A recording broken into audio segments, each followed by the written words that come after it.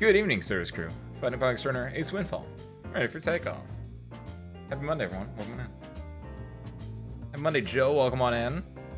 Joe, who are you paying money to chat in here? Because whoever you're paying money to, I need my cut apparently, because I ain't getting that. Hope you didn't pay more than like a doll hair. Like I imagine, Joe, I imagine you did not actually pay money. You got like scammed a la like is it Dumb and Dumber where they're like they try to scam with the classic like I didn't say dollar, I said doll hair. Okay, welcome on in. So sure, I think I have a problem. I think its name is Shadowverse Worlds Beyond. This thing was designed in a lab, to I don't know what response it elicits, but it's a complicated one. It's a multifaceted one, and that's like I think the main brunt of what I have today. And then we'll venture off in whatever tangents do happen. But it's an interesting game. For those that don't know, Shadowverse is a franchise that's existed for 11 years, I want to say. I think they had their 10th year anniversary last year, which was when they officially announced that Shadowverse Worlds Beyond was coming the following year. So I want to say it's an 11-year-old franchise. I got into it in like 2014, 15, 16, around that. Okay, hold on. It's an 11-year-old franchise, so it came out in 2014. You probably got into it around like 2015. That sounds about right, yeah. And I played Root and all that stuff. I played before Portal even existed in the game. Didn't touch it for many years. Shadowverse Evolve comes out. That's the physical TCG product. I play that. Fantastic. It's great. It's everything that I think I've ever wanted in a card game. Honestly, it's very fun. There are moments that you're like, man, this kind of sucks. But it's basically anime Hearthstone, and Hearthstone is like anime Magic the Gathering. That doesn't work at all. This analogy breaks down almost immediately. Especially when you consider that actually Shadowverse Evolve is not anime Hearthstone. Because in a physical trading card game, it's much different than in a CCG. If you've never played any of these games, to explain it in brief, a TCG is like Magic the Gathering. I imagine I don't actually know as much about the Pokemon TCG game, and I also know there's a digital version of that too. So I don't know how that impacts either of them. But like say in Magic or like in Yu-Gi-Oh, bad example for other reasons. But basically the idea is in both those cases, in a physical TCG card game, usually when it's your opponent's turn, you still have some way to interact with your opponent, be it instant speed spells in Magic the Gathering, or trap cards or quick play spells in Yu-Gi-Oh, or hand traps in Yu-Gi-Oh, which is to me that's a newer thing, even though that's been out I think since I actually played, but I don't know if people played hand traps in 2006, so that's a different story.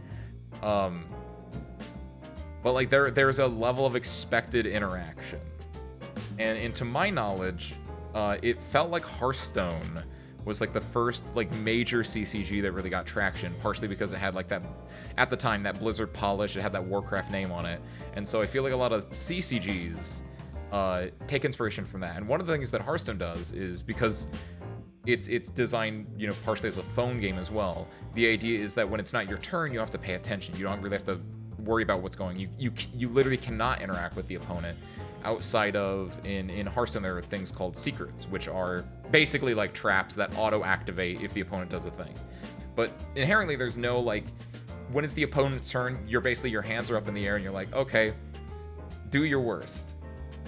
Shadowverse, the original game, that was just anime Hearthstone. It took a lot of inspiration from that, did things differently in the grand scheme, but at its core, it's just that.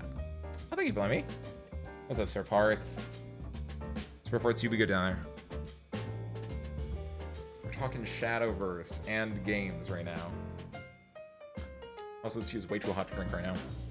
And I didn't put lemon in this tea, even though I wanted to. I have my little green tea here, and I wanted to put lemon in it, but I got distracted. This is the other part. I got distracted playing Shadowverse. I started boiling the tea like 10 minutes before stream time. which, you know, takes a bit to boil. And because it's green tea, I have to let it, like, wait for, like, 5 minutes before I actually start steeping to let it cool back down to green tea temperature. And so during that time, like, while it was actually boiling, I was like, okay, it's going to take a bit to boil, then 5 minutes to, like, cool down, and then, you know, actually steep the tea. So I was like, okay, I'm going to play a game of Shadowverse Worlds Beyond, because the games are about 8 minutes, I would say, on average, somewhere in that ballpark. Yo, what's up, Ben? Happy Monday, welcome on in. We're talking Shadowverse, Ben. Your favorite, wolf fanfic. We're talking about, I was specifically, like, explaining the differences between the Shadowverse CCG and the TCG, specifically. Where, like, in the TCG, you can have interaction. In the CCG, there's no interaction whatsoever. Because that's kind of like a thing that Hearthstone had, and that Shadowverse, and presumably a lot of CCGs from there have kind of, like, taken on. Because it's a really simple idea in like, arguably the phone game space, where it's like, we don't want, like, it just makes it simpler for the players, right? Because if you played Magic the Gathering Arena, or if you've played, like, Yu-Gi-Oh! Duel Links, that's the one. You'll get, like, when it's not your turn and your opponent does a thing, you get, like, pop-ups like, hey, do you want to there's a trigger for your opponent, do you want to, like play against them? Hey, there's a thing, right? And so obviously that is now, like, a standard thing in online TCG, things that try to replicate the feel of an online game, of an offline game, of, like, a physical card game. But for the distinctly, like, digital, we're gonna do the digital thing specifically. It's obviously a lot different in how that plays out. I don't know if it's just my coffee, but did Twitch change font styles? I can't tell. I don't know, because I have Twitch chat via my OBS. I don't have it through Twitch itself. Oh, they did. Yep. Yeah, they did. They definitely, at least on mine, and right now I don't have any, like, of my plugins or add-ons. I have it very bare, but yeah, if you, like, following browse and my name under stream right now, yeah, those are all very different. I did not notice that. I don't know if it's for everything. Did the UI also get changed a lot? Hold on, go back to me. The UI itself doesn't look like it changed much. But no, it's specifically, like, the font, and not, like, it's not the standard font, actually. It's specifically just the font of, like, the following browse, the channel name. Like, any of the things that would typically, like, bolded or, like, larger fonts, like, that font specifically, I think, got changed. Because, like, looking at my my panels down below, those all look fairly standard. It's only that specific, like, the name, the following the browse, like, the bigger buttons, it looks like got changed. Like, Twitch chat itself also doesn't look different to me. A good eye. Just stuff like chess and highlights seem to have been rounded and settings have been squared out. Oh, hold on. Like, messing with the actual things in the chat itself. I don't think I can get chess in my own stream. Highlights seem to have been surrounded, and settings have been squared out. How do you do settings? I don't see the settings being squared. Oh, wait, you mean like the little pop-up box itself? I actually don't know if this was square or rounded before. Huh. Weird. They gotta always change something, though. I get it. It's not a major overhaul, it's just a little font change, so it's really nothing. Yeah, that's exactly it. Those things got changed, Ben.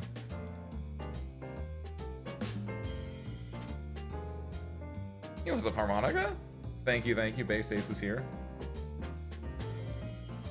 We're talking Twitch UI changes. We're talking physical versus digital card games. Mostly the font changes, I think.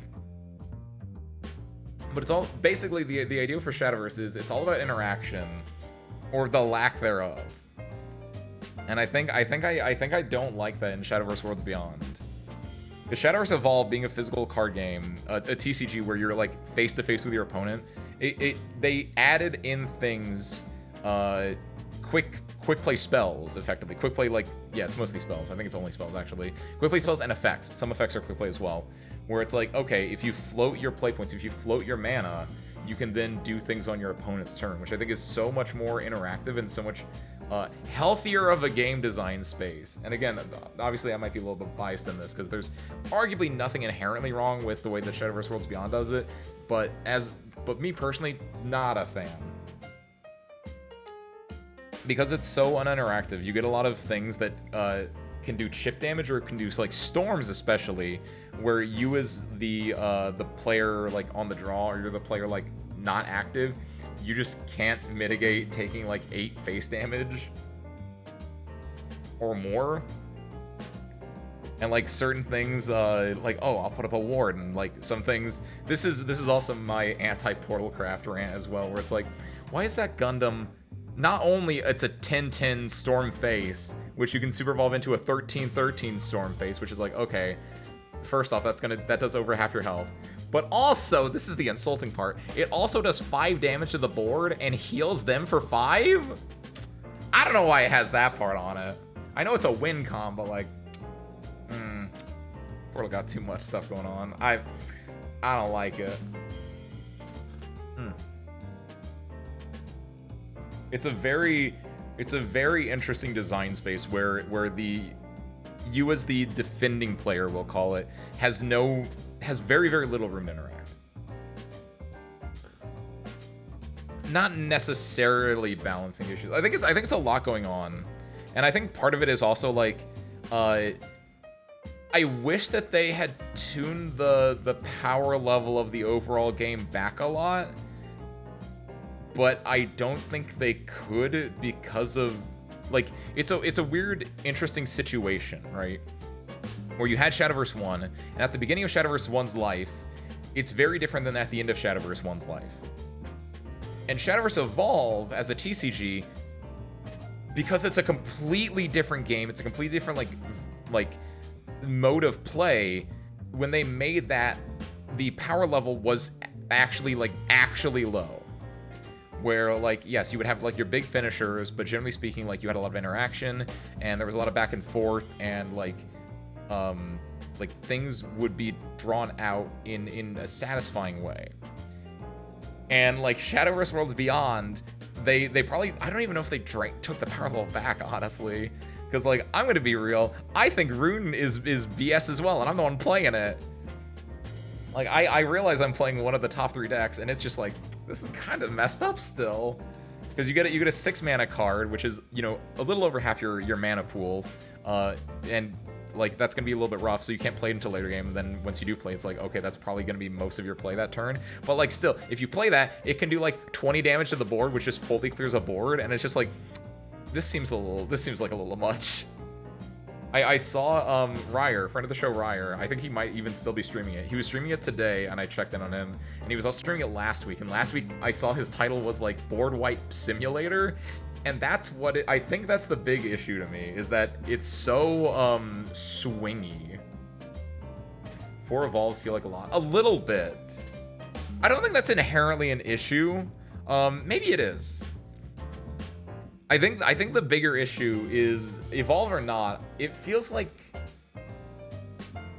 and maybe this is just because I'm playing Rune, and that might be one of the reasons Rune is really good, but it's just like, your opponent or you will build a board, and like, it feels so, it feels like it was designed in a lab so that you get nothing but dopamine rushes and then dopamine crushes. I don't know what the opposite of a dopamine rush is. A satamine, whatever the bad one is. You get like, oh yes, I built a board. Oh no, they cleared my board. Oh yeah, I built a board. Or like, oh yeah, I built a board. Oh yeah, they built a board. I cleared the board. They cleared my board. Like it's a weird back and forth where the power level is so high that it feels like nothing sticks on the board. And as soon as something does stick on the board, you've probably won. It feels so powerful like that. And maybe this is different in other games, but I like the feeling of things can stick on the board and just survive for a little bit longer. It just makes it feel a little bit more permanent in a way. Yeah, and obviously, saying that I think is actually a really good point about it, is that, like, yeah, I guess that's kind of the point, right? It is built to be like an 8-minute match that you go in and you do your stuff and then you go out, right? Like, it actually is exactly that. And I think that's why I like Shadowverse Evolve more, because it is a little bit more drawn out. It is a little bit more like you're sitting down I don't want to say like a chess game. I don't want to sound like a pompous ass, but like it feels a little bit more like it's a little bit more in depth. It is the book to Shadowverse Worlds Beyond's audiobook. That doesn't sound right either. It feels like Evolved, it becomes available, and then tempo swings for like 4 straight turns. Yeah, effectively. Because honestly, yeah, maybe the first 3 turns themselves are fine. But then, yeah, as soon as Evolves come on the table, it's just tempo swing after tempo swing. And obviously, that's part of it as well, where it's like, yeah, you want tempo swings to make it more action-packed, to make it more like, ooh, sparkly. Like, it's the flashing lights that make the kids go wild. And then also, again, it makes the game fast. And then it's like, okay, I want to save one of my super evolves for like my Orcus, because I've seen so many Orcuses over the past 4 days. Or like for Kuon, which honestly, it's really messed up. I'm playing Rune, of course, Runecraft, which is the magic one. I mean, they're all magic in their own way, but like Rune is like it's literally called Witch in the Japanese version of the game. It's called Witch. It's like I'm shooting magic. And oh shoot, where was I going with this? Oh yeah, so I play that class, and we built it on stream. We built it because I got really lucky with some of my pulls, but and I ended up going for the second Anne in Gray, which is a 5-mana 4/4 that summons a 5/5 that has rush and that dies at the end of the turn, and also ward, which is really good because you put it down, it spell boosts you 3 times, which is the mechanic that Rune has, which just makes it so your spells and your abilities are more powerful. Because Rune is basically like, I'm going to keep this card in my hand for 10 turns, and then play it for 0 mana, and then I'm going to win the game, effectively. That's like the idea behind it. However, the thing is, you also need another card to actually like finish them off. Because that was kind of like what I found out, is you can't really play it's really, really hard to play a longer, like, drawn-out game, which is, I think, the style of game I kind of like a little bit more. Just because damage is really high and explosive and you can't interact. So it's like, what do you do against Orcus swinging face for 8 and then a gun swinging face for 13? Usually you just die. So typically, like, you have a lot of people, like, they're building, like, sword decks that go under it, right? Kill them before they can get to turn 8. Or you just butt heads with them, and just be like, I'm gonna kill you before you can kill me with my Kuon, which Kuon, in best case scenario, is also a Storm 13. Doesn't clear board, though.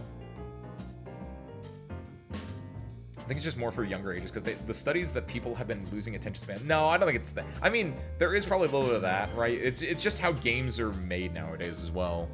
And it's also just like, it's made for the mobile game. It's always been like a 10-minute game on the mobile version of Shadowverse, on, the basic or the CCG versions of Shadowverse, more better to say. Because like the idea is that it's like, oh, I'm a Japanese salaryman. I'm on the Shinkansen. I'm going to work. I'm gonna pull up Shadowverse on my phone and play it for, play a match or two as I go to Tokyo or something. It's basically that. It's like you play it on public transportation for a game or two. Like it's designed to be quick and snappy. And it basically, the idea is, I think after playing the TCG version of Shadowverse, I think I've just been ruined. I think is what I'm coming away with this as. Is that I actually really like physical card games so much more than CCG card games. Like I now understand the reason why I dropped Shadowverse, the original one, when I did, and didn't touch it for like years. And then when I found the TCG version, I was like, oh, this is really good. And then like even when I played the TCG version, I went back to the CCG version. I was like, ooh, this kind of sucks for like a week, and I dropped it again. And I'm coming back and it's like, oh, it's gonna be better this time. And I think I'm just finding out that I'm just not a CCG player. At least not a Shadowverse CCG. Hey, what's up, Dolly? Happy Monday, welcome on in. So that's what I found out this week. However, the worst part is I'm still gonna play it for like at least a month. There are also a lot of other things with it. Like, I think the economy is in a really weird spot. Which that has been talked to death. It's currently, I think it's in the top 10 worst rated games. It's gone up a little bit. I think people have been playing more and they can see some good sides in it, but I still think it's not. It could be better, because you're going from like one of the most free-to-play friendly games in the world, or, well, I don't know if in the world, but like a super free-to-play friendly game to the current one, where it's a little bit harsher on like Like, I want to build one deck. I want to finish my Runecraft deck. I want to get 2 more Kuons to just round the deck out and just have more consistent ways to win when you get to, like, 10 play points. But to do that, you need 3,500 vials. So that's for 1 legendary. So you need 7,000 vials for 2 legendaries. However, you can't dust cards until you have more than 3 copies of them. And so I have so many legendaries for classes I will not play. I have like 5 portal legendaries for a class that I distinctly am not a fan of, that I could easily dust to. Like, you can, if you dust 3 legendaries, theoretically, you can make 1 legendary of your choice. I could easily do that, but the game will not let me for some reason, even though you could do that in the old one. And so it's like, if only you could like make the decks you want, that might also be very different as well. Like, just the overall style of it. Because like right now, I don't blame anyone for playing Portal because it is arguably the best class, and also the big bonus is like your big win con, you just build over the course of the game. You don't have to like open that in the pack or anything like that. You can just like do and go. And I think that's like that's a really good introduction for new players in a way, which I think is part of the reason they did it too, because like Portal is the main class now. Dryzen is definitely like the main character, it feels like, so like doing that I understand why as well. But I'm just a Portal hater. I know. In card games, specifically Wisteria, I don't know where I developed this. I guess Hearthstone Quest Mage was what originally did it. Like the first quest, not the uninteractive one from Stormwind. But like the first quest where you're just like, oh, I'm gonna wait until like turn 10 or whatever, take an extra turn, and then win on that one. Or actually even before that, like there was a deck in early Hearthstone called Freeze Mage, which was exactly like, I'm going to stall the game out until I've drawn every single card in my deck. And at that point, my combo is, I'm going to play Alexstrasza to set your health to 15, and then the following turn, I can then Fireball, and Frostbolt you for exactly 15 damage, because there wasn't a lot of healing in the game. So you could do that, or you could do like Fireball, or like Fireball free. Like, you had options to do where you could like get a 2-turn kill by like drawing out your deck and just slow burning them over the course of the entire game. And I like decks like that. I like slow, boring, like control, and then you get your combo developed after like 10 turns of slow, methodical play and you win. And a lot of people call those solitaire, and honestly, yeah, I get it. It kind of is. It's a little bit better in like physical games where you can like actually like interact on your opponent's turns and things like that, but like, yeah, it kind of is. I'm not gonna lie. Is there a dust all option? There technically is, Wisteria. Again, you can only dust things that you have more than 3 copies of. But if you go into, I'm trying to think off the top of my head. Like, there's the banner at the bottom, right? Home is in the very center. There's one on the left, one on the right that says like cards. You click on that, it pops up 3 things. It's like cards, decks, collection. You click on cards there, and then there should be something that's like vial or like create, destroy, something along those lines. And when you click on that, you can like manually select, or you just select all. Like, it will auto select everything that you have extras of. However, I'm not clicking that button until I'm holding out hope that they revert the vial changes. Because another thing they did outside of like making it so you can't vial things unless you have multiple copies is they also had it where it used to be silver cards, the second lowest rarity, would be 50 vials if you disenchant it. But now if you disenchant, it's only 20 vials. So the amount of like, if you had like 70, I want to say it's like 70 silver cards, you could get a legendary in the old game. But now it's you need 175 silver cards to get a legendary. So presumably, I'm holding out hope that they're gonna see like, oh, it's in a bad spot right now. After the whales have had their feast, then they're gonna be like, okay, we're gonna revert the changes. We've heard your feedback. We're gonna revert the changes for our next set or something like that. We'll see how that ends up working out. I don't know.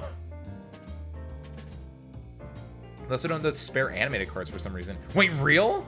So if you have 7 animated versions of one card, you have to manually liquefy the 4 spare. Oh, okay. That is weird, actually. Why would... It doesn't make any sense, also. Why would they do that, actually? I was gonna say originally, like, oh, because I thought you were talking about, like, if you had, like, 2 normal cards and, like, 3 animated cards, if they kept them as separate things, right? And it was like, oh, we can't disenchant these animated cards because you only have 3 of them, right? Even though you have spare normal ones. Because I'm someone that, like, I don't care. I'll just play the normal ones. I actually don't care about animated that much. Like, I just went to my deck earlier today, and I was like, finally, I have enough bronzes that I can remove the animated bronzes that I got and put in the normal bronzes. It was very, like... I want it to be consistent more than anything. That is still interesting. It's not as bad as, like, I thought, but, like, it's just a little minor pain, right? Still struggling to play any of my Abysscraft deck. I've accepted I'm probably just as good as Shadowverse's hot dog water taste. Dolly, oh no! Dolly, I don't think it's your fault. Abysscraft is I believe, very, it's the consensus, that's the word. It's the consensus that Abysscraft is easily in the worst spot right now. And also, it's a little bit rough, right? Because Abysscraft relies around, like, as a newer player especially, it can be probably a little bit rough because it relies around, like, you know, dealing damage to your face to get, like, board advantages. But the 2 big things are, like, there aren't enough payoffs for dealing damage to yourself. In the old game, and also in Shadowverse Evolved, there's a mechanic called Sanguine, which is specifically, like, if you take damage on your turn, an effect can activate. Like, you'll have a card that will be like, oh, if Sanguine is active for you, when you play this card, not only will it be like a 2/2, it will become like a 4/4 instead, right? Like, you'll get extra bonuses for that. And there aren't, like, payoffs for doing that yet. So it's in a rough spot for that. Plus, the other thing is, so many, like, a lot of the good classes in the game, the classes that are, like, currently good, have ways to, like, to finish the game, right? I said, like, Orcus or the Gundam in Portal. Like, Portal has, like, at least 2 finishers, if not more. Because Liam, is that his name? Liam Puppet Master, whatever he is a 10-mana card that will also be, like, a game ender because it can deal 6 damage from the puppets. Or more, I think. You might be able to summon puppets and give them the Death Rattle as well. Not Death Rattle, Last Words as well. Death Rattle's the Hearthstone version of it. Or, they also have so many chip damage. Like, they have so many things in Portal. I hate Portal so much. But, like, Abyss doesn't have as much of that. Abyss kind of has to, like, play either, like, a really... Like, it's a weird game. I've played against a few Abysses, and, like, one thing that's really good is if you get that 2-mana 3/3 out early and someone can't deal with it, you can just swing face for 9 damage. I lost the game because of that. Because they got it out on turn 1 going second because they used their free play point, and then turn 2, 3, and 4 they just hit me and I was like, I can't deal with this. I cannot draw anything good right now. So there's that. But, like, they have some things, but they don't have, like, a finisher is the big one.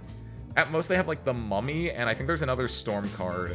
But it's nothing as big and flashy as, like, Orcus or, like, Kuon or the Gundam or Arya doing, like, a bunch of Brambles or, like, Rhino Roach storming face. So it can be a little bit rough for that as well. Also, I think I said hi Asa when Asa came in. I did not say what's up Kiwi when Kiwi came in, though. Freeze Chandfall? Freeze Chandfall? That sounds vaguely like a Friends character, but it's probably because I'm just thinking of, like, Chandler, because it's this Chand in there. What's up, Kiwi? Happy Monday, welcome in. I think something similar happens with auto-liquefying, where it'll prioritize normals over animateds, so it's still better to manual liquefy if you don't care for animateds. Like, do you think it would, like, get rid of the manual, like, the normal ones? Like, if you have 2 normals and 3 animates, it can just dust the 2 animated, or the 2 normal? Ooh, I don't know if I like that one. Got the C3 Sapphire with Abysscraft. Can't confirm. It ain't good right now. Ooh, yeah. I'm trying to think what the levels are. Actually, I don't know them off the top of my head. I think Sapphire is higher than what I am. I think I'm Ruby right now. Because I think it was beginner ranks, which are green. And then I think it's like Opal, or it's like an orange one, right? So nice.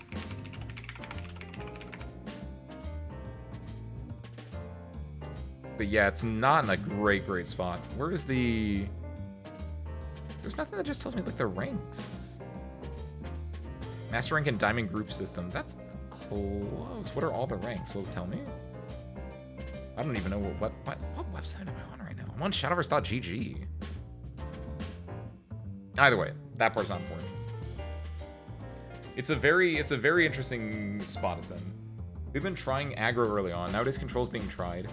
Still advocate that mid-range is best, but it's a 4 out of 10 deck best. Yeah, for Abyss specifically. Yeah, because it has... The other thing with Abyss as well, which I think we talked about this on Thursday a little bit, is that Abyss is two crafts. It's two different classes that were jammed together. And it's definitely an issue where, like...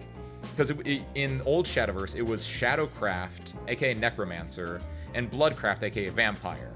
And they combine them into Abysscraft, which is just, you know, all your demons and your devils and your undead kind of like creatures all in one package.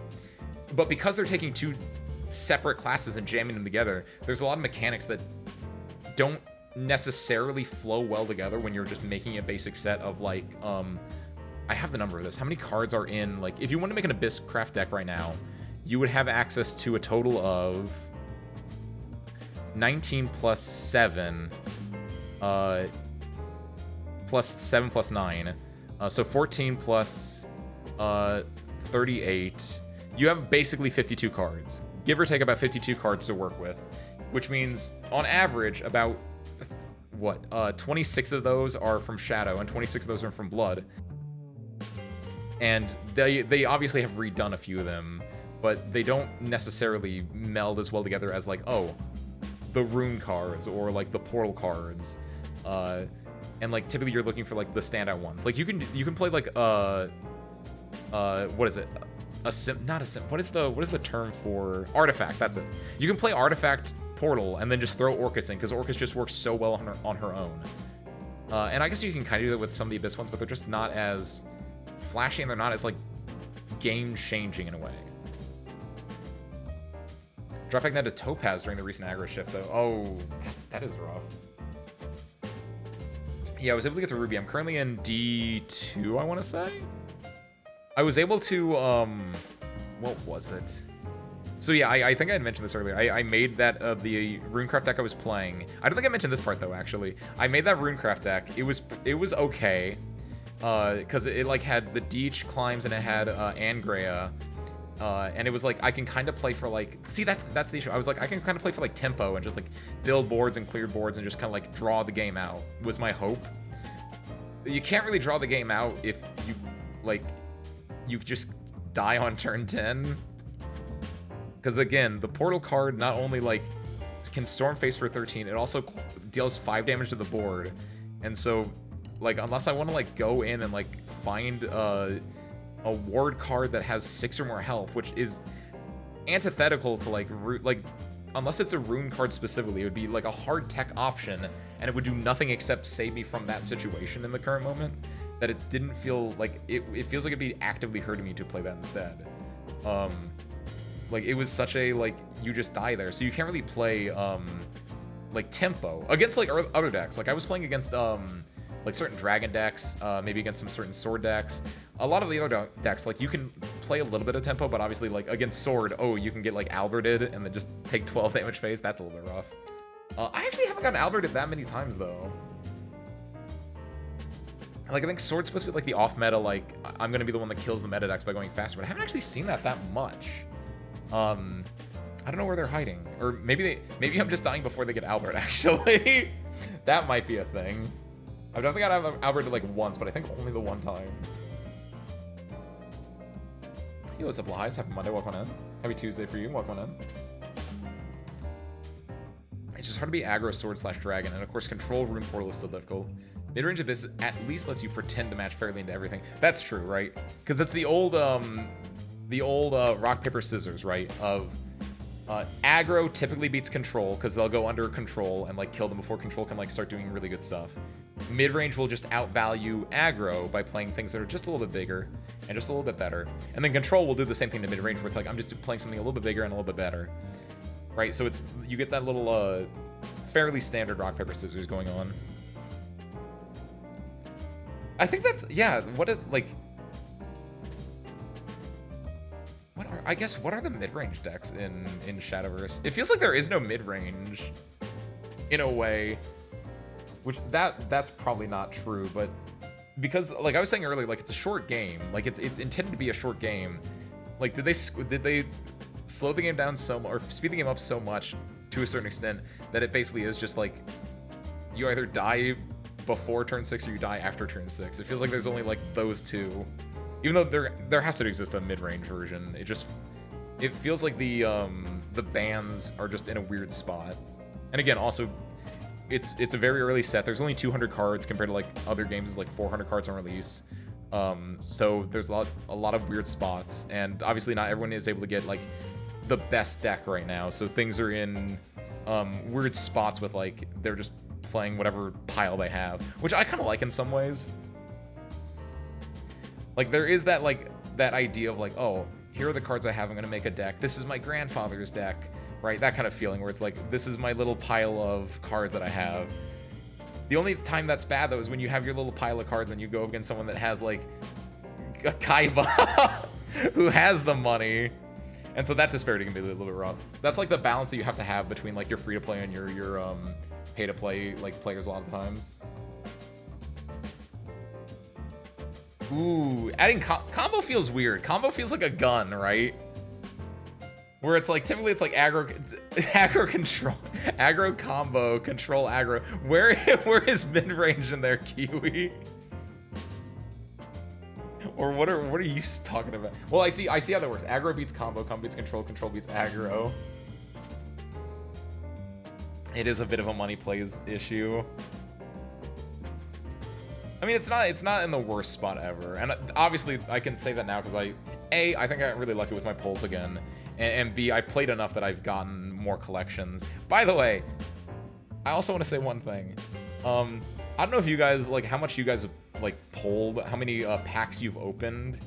I was able to get one of those tickets. And I want to explain that, for those that don't know, there's, like, a special ticket you can get. Which is, for one of 4 different classes. And if you get it, you can get, like, the leader from that class as, like, a playable leader. You can get like a sleeve for that class to like put on the back of your cards, or you can get like a little avatar that you can play,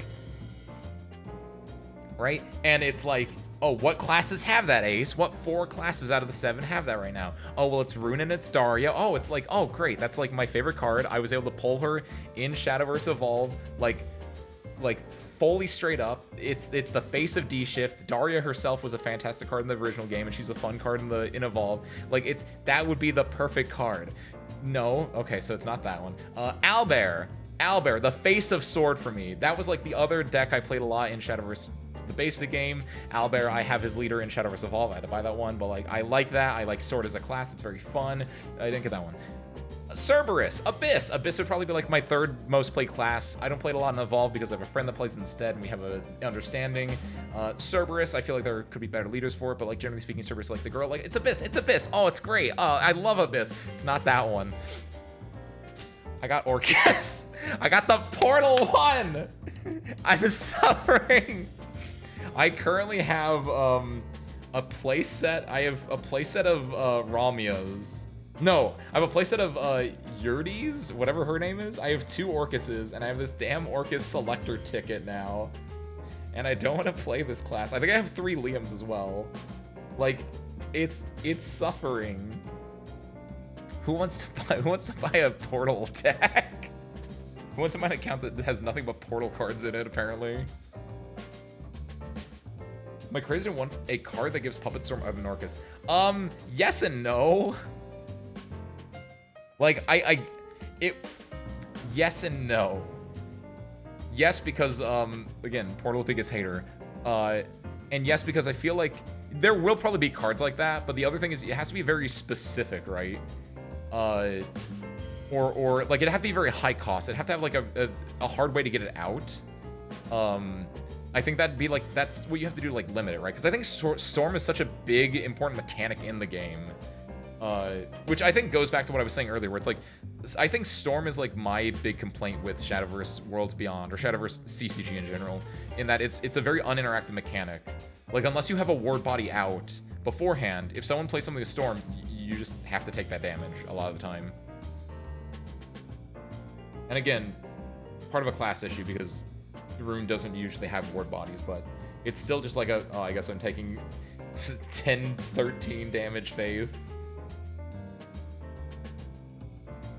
Oh, they played Forte on turn 10 with Intimidate and Aura. I guess I can't deal with that.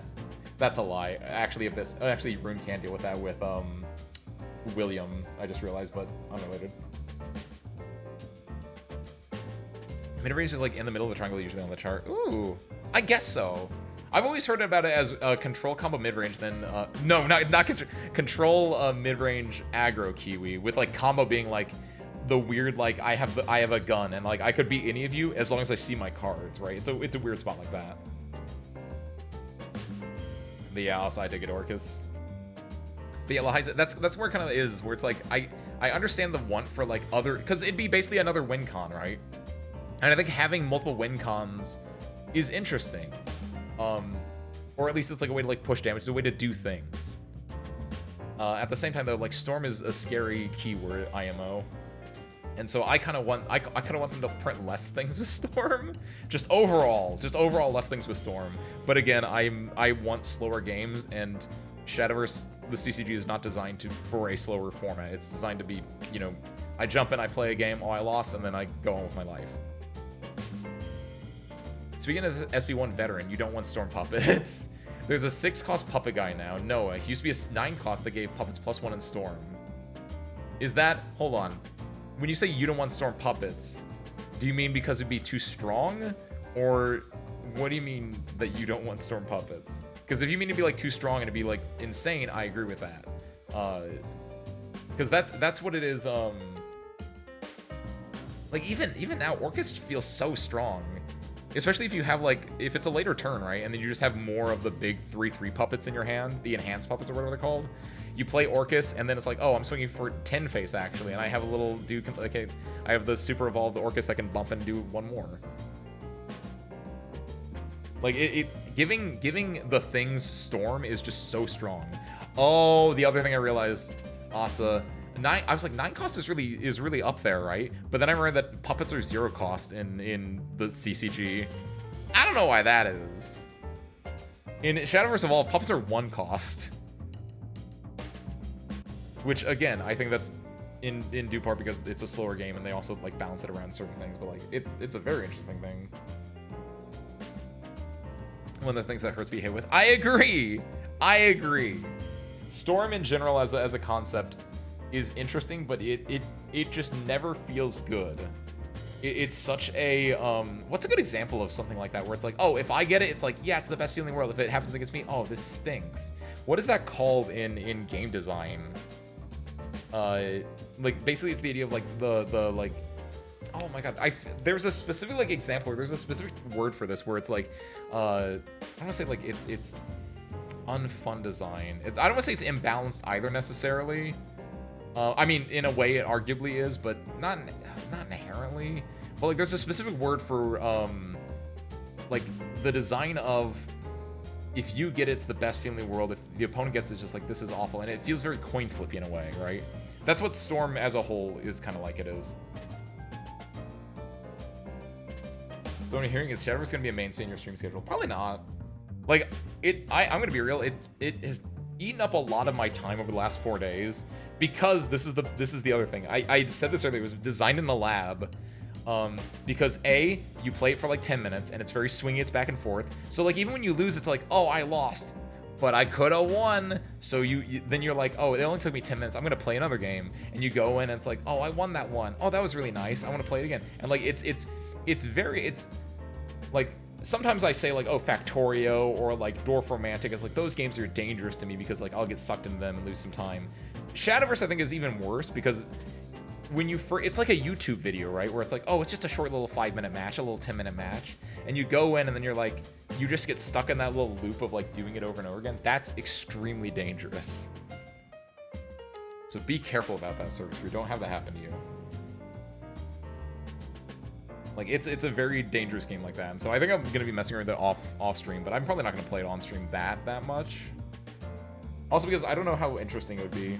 I mean, it might be interesting. If I ever get like the full deck, I might do it, just because then I'd be like, there'd be no like because right now it's like if I play, it's like, oh, I don't have my full deck list. I'm gonna like feel bad for losing and be like, oh, drats.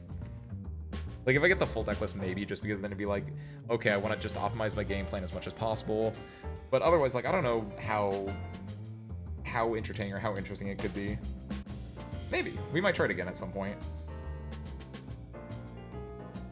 Seems like it could be like something, right? Just as a little like check in. Had a game that I Orcus, got board wiped, second Orcus. Every single time, Lahais. This is Portal. I had a game, Lahais, that was Orcus, board wiped it. I'm playing Rune, right? They play Orcus, I board wipe. They play Orcus, I board wipe it. They play the Gundam. That was the game where I was like, I have to step away from the night. I cannot deal with this. Because again, what do? You can't win against that. Like it's just uninteractive design of like, oh, I should have had wards. Not really, because like they have Bane. Like unless I was playing like Sword and I had the one that like puts up the 2/2s with ward and also barrier, which I actually don't know how barrier and Bane interact. Do you guys know how barrier and Bane interact? I would assume that since it's not doing damage, that the barrier would just like not proc, right? So unless you have that very specific like thing, Orcus into Gundam is just you win the game for Portal. Very strong.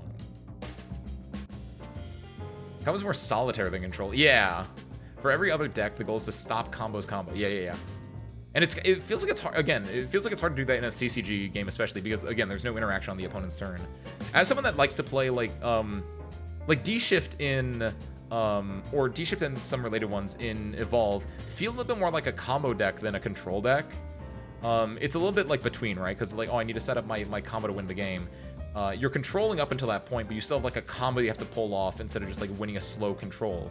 And that was a really rough one, because, like, I once played a match where I was playing Kuon D-Shift combo, effectively, and the opponent was playing Lashina Rune. Lashina is a portal card in CCG Shadowverse. She is a, Lashina is a Runecraft card in physical Shadowverse that summons a black token and a white token that one deals 2 damage to face and the other heals 2 damage to face, just every single turn, right? And so that is a control deck where it's like, I'm not going to win in a big flashy way. It's like, I'm going to ping you for 2, I'm going to ping you for 2, I'm going to ping you for 2, I'm going to heal 2, I'm going to heal 2, I'm going to heal 2, right? And so I was playing that matchup one time, and it was like, they were just sitting there. They weren't like playing anything. They were just floating like 5 to 6 play points a turn. And it was like, I can't play Kuon right now, because if I do, they can hit me with an Idolmaster spell. Because Shadowverse Evolve collabed with Idolmaster, which was fantastic, and it's oh my god, it's not Passion Street. Passion Street is a 3-mana quick for Runecraft that does 5 damage to an enemy follower. It had Miku on it. Miku Idolmaster, not Miku from Miku. Miku Shadowverse Evolve. Will this work? No, it wasn't Miku then. Because Miku Maikawa is a forest card, that's right. Shadowverse Evolve. Idolmaster, Runecraft cards. I don't know, that should work. Crossover set. Let's give me the whole. It will. Cookies? No, deny. Thank you! Thank you, Asmo. Asmo, welcome in! Hold on, let me scroll up in chat real quick before I find this card. Problem right now is most game enders are Storm. Yes, Asa, yes. Because like until I had Kuon, I was like, I can't win the game. And now that I have Kuon, it's like, okay, now I can win the game. But like, it still just doesn't feel good. Owlbear as well, Orcus as well, Omega Artifact, like dragons, literally anything. Storm is such a. It's such a. I don't want to say it's a problematic, because I feel like that word does not fit in that situation, but because that, I don't know, that's a weird word to use, but it's like it's sucky. It's sucky. That's the best way I can put that. Bane bypasses barrier? Oh, that's messed up then. Yeah, Orcus is just actually messed up. What's up, Raizune? Happy Monday, welcome in. What's up, Asmo? Happy Monday, welcome in. Once again, Abyss is sad. Yeah, Abyss is real rough spot. I think I had Bane 1/1 Puppet, took down a barrier follower. I have probably a bad idea for a deck. Dragon Supercell with Burnite Crest. Yeah, that's Lahai's. I saw a friend in another Discord had posted this, which this is so real, by the way. Because before I had Kuon, right, as like my game ender, which I actually was really happy with this, that I was able to pull this off in a few games. I had a ruler of Cosiris, whatever it was, which was the 10 mana 10/10 that replaces your deck with a demonic deck or whatever it's called, right? A nightmare deck or whatever. Cocytus, that's it. Like Cocytus was a really fun alternate win con, because like there were like a few games where I played Cocytus. I played D shift or D climb for 0, and then like you can just play like a 10/10 storm for 6 mana. Things like that, very insane. But one of my favorite games that I played was like they made a giant ward board, and I had a super evolved follower that they couldn't kill, but I was like, oh, I can't like hit face with them, and I was like top decking off the Cocytus deck, right? And I didn't top deck it. I think it actually was in my hand because I was like looking at this and I was like, oh, I think I got him no matter what. And it was one of the Cocytus deck cards is a 10 mana spell, which is set your opponent's maximum HP to 1. So what happened is you play that, and then you swing your super evolved follower into them. The super evolved follower like ricochets back and deals them the 1 damage. That was insane. But that's not the most insane one. Lahai's. I saw a friend had this happen to them.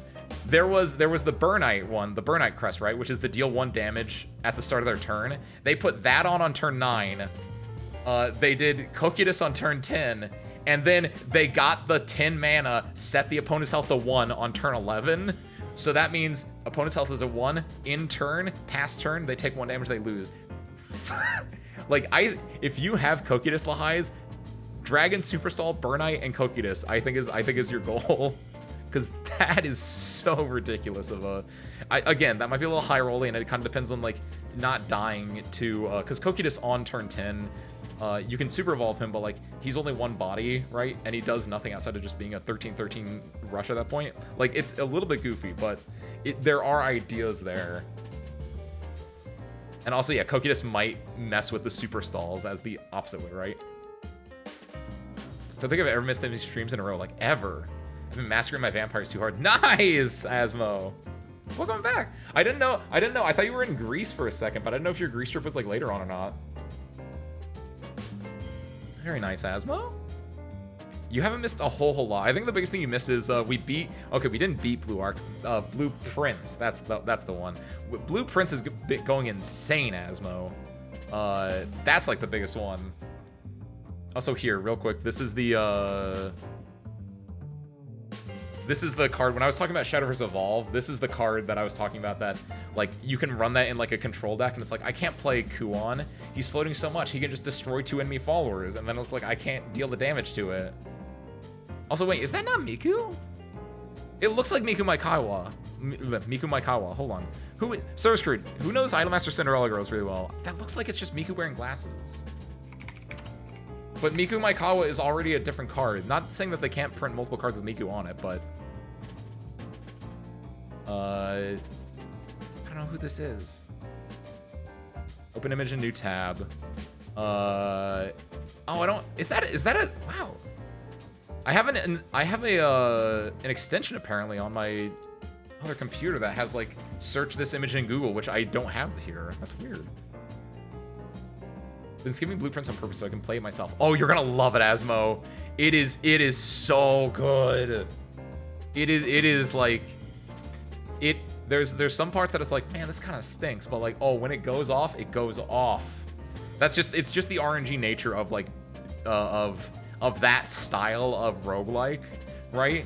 Like we had, I think this was back to back, I could be wrong, but we had one where we got boxed into a corner and I built a house that was like 6 rooms big, and it was like, oh, you made a little bungalow, and I was like, man, this stinks. And then like the very next one, I built like a 45 room mansion. I almost filled out 44 room mansion. I almost filled out the entire board, and it's just like, man, sometimes you get lucky.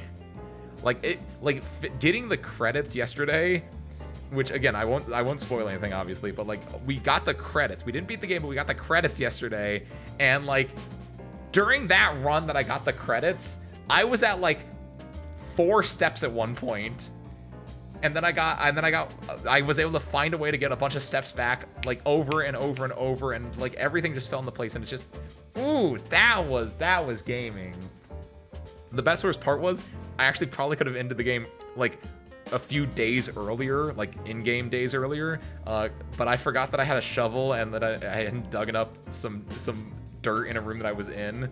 Ooh, that was a little embarrassing. But again, maybe that wouldn't have been the end of the game. We don't know. The important thing is we did end the game, and it was good, but I need more because it's not actually end. Very fun game. Again, Star Screw, highly recommend.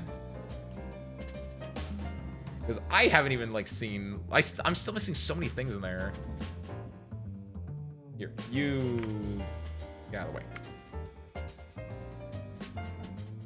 Shadowverse Evolved though, very interesting game. No, yeah, I mean yes, Shadowverse Evolved, very interesting game. Would recommend. The new booster set 10. It's not Gods of the Arcana. It's like, I think Gods are in it. Oh, it was Gods of the Arcana. Wow, good job, Ace. Shadowverse Evolved Booster Set 10, Gods of the Arcana, out now. It came out on Friday. I'm having my sealed this Wednesday, so I'm gonna open packs. I hope I get the advanced version of the world. Oh, it's actually really cool. Hold on. So screw, I don't get to talk about Shadowverse that much. I'm gonna show you guys some really cool cards. Hold on. Yeah. Does this work? Where is the I can just go to cards. Yeah. Card set. Booster set 10, search. Yeah, okay, cool. Hold on. Then I do, does this work actually? Does this work? It does! Oh, I love that. That's my favorite button that I've ever added to my little stream deck. The button that like pops up. This is specifically for YouTube, was what I originally made this for, but it works so well for basically any like fairly centered web product. Gods of the Arcana is the new set that came out, and like Arcana as in like tarot cards, right? And it's so neat. I like the borders that they have on them. Can I like zoom in on this more? Open image, new tab. Hold on. Look at this. Look at this like board. Hold on. How can I make this look better?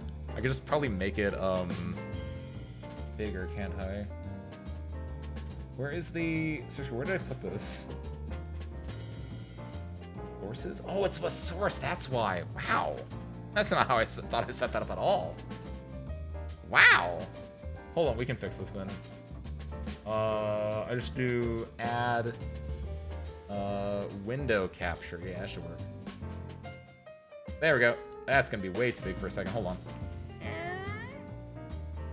That's better. Hold on. Yeah, that works. And then zoom in like that. That kind of works, sure. But like, look at this cool like border that they added on. They all look very artistic, and I love them. And this is actually a really interesting one to show off. This is not how normal Shadowverse cards are how they look. Let me go to someone else real quick. This is what Shadowverse cards normally look like. Open like a new tab. Open image, a new tab. They normally look like this with like the text on the bottom and everything. But it's specifically because it's the Hanged Man. Because he's upside down, his face is over here. They put the text box up here. This is like, obviously, if you've never seen a card from Shadowverse Evolved before, this means nothing to you. But the idea of them flipping the text up here because it's the Hanged Man and because it's like an upside down card, I think it's adorable. Like, they're all the like legendaries, or half the legendaries from the set are all based on like the tarot cards. So you have 12 Wolfrod the Hanged Man. You have, see, this is the other one. Like, the other legendaries typically aren't going to be from the Arcana. You have that, like, and then they also, this is where they introduce advanced cards, which are like special Evo cards. That's not important to us. Forrest is doing a lot of stuff. This is like the special card that like Wolfred pulls from deck when he gets out. I don't know anything about Forrest. I'm gonna be real. The Chariot, and then you get an evolve. You get the advanced version of the Chariot, where basically this one is 3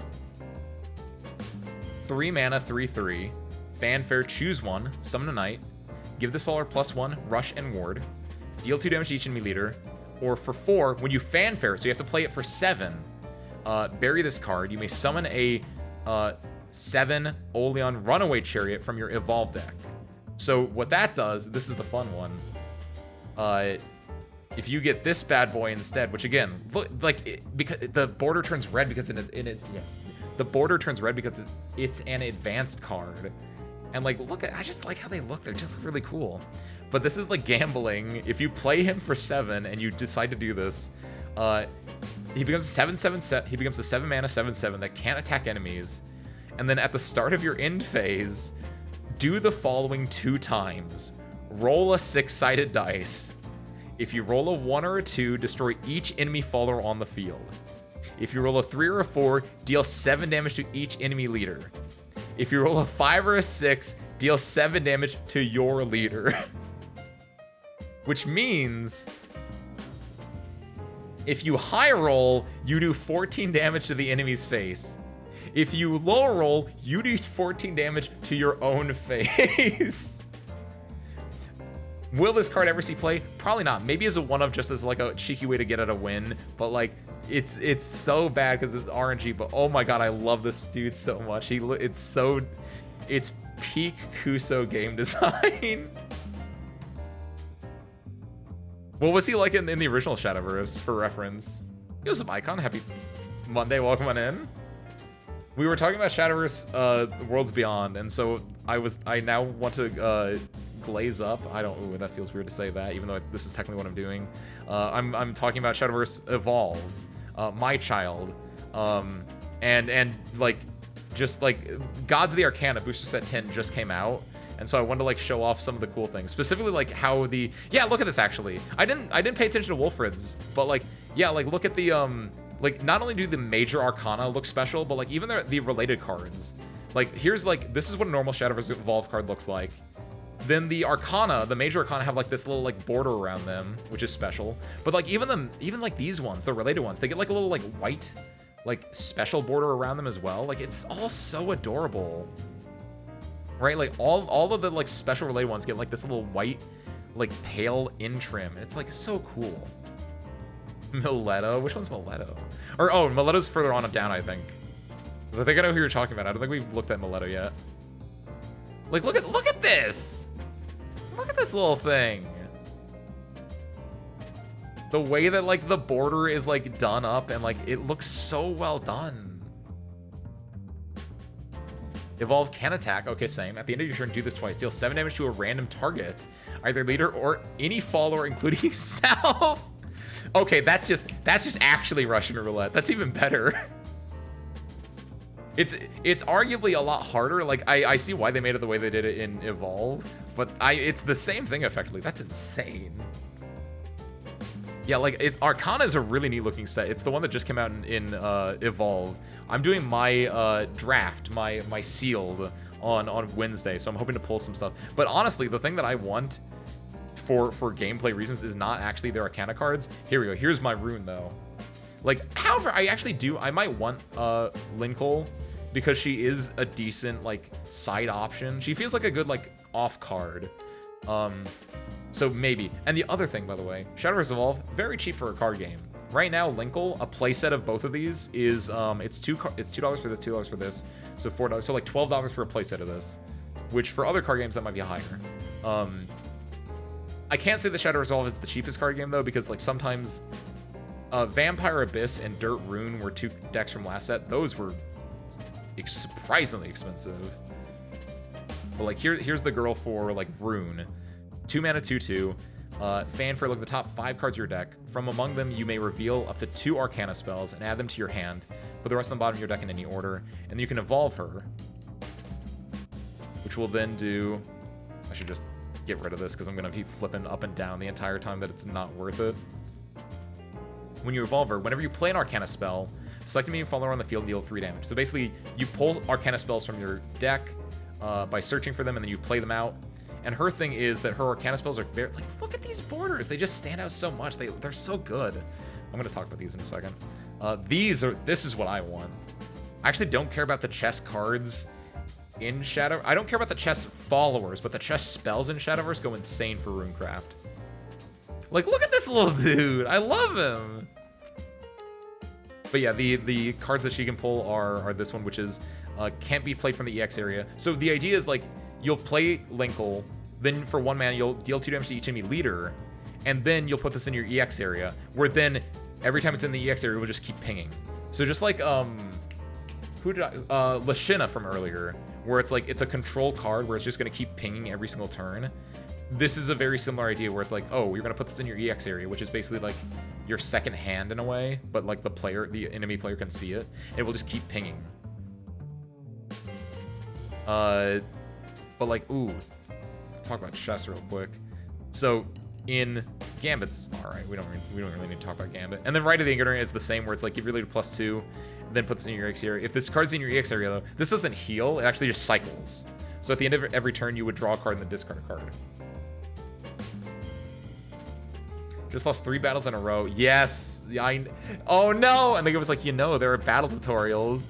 Oh my god, Dolly! I got hit with the same thing. It's the worst. It's the worst feeling. It's like, it's some like, oh, you just unlocked easy mode, like type of feeling. It's awful.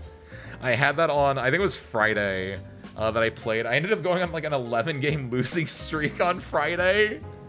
And then like not too long after, that's when I was able to crack Kuon, and then I went on like a 5-game win streak instead.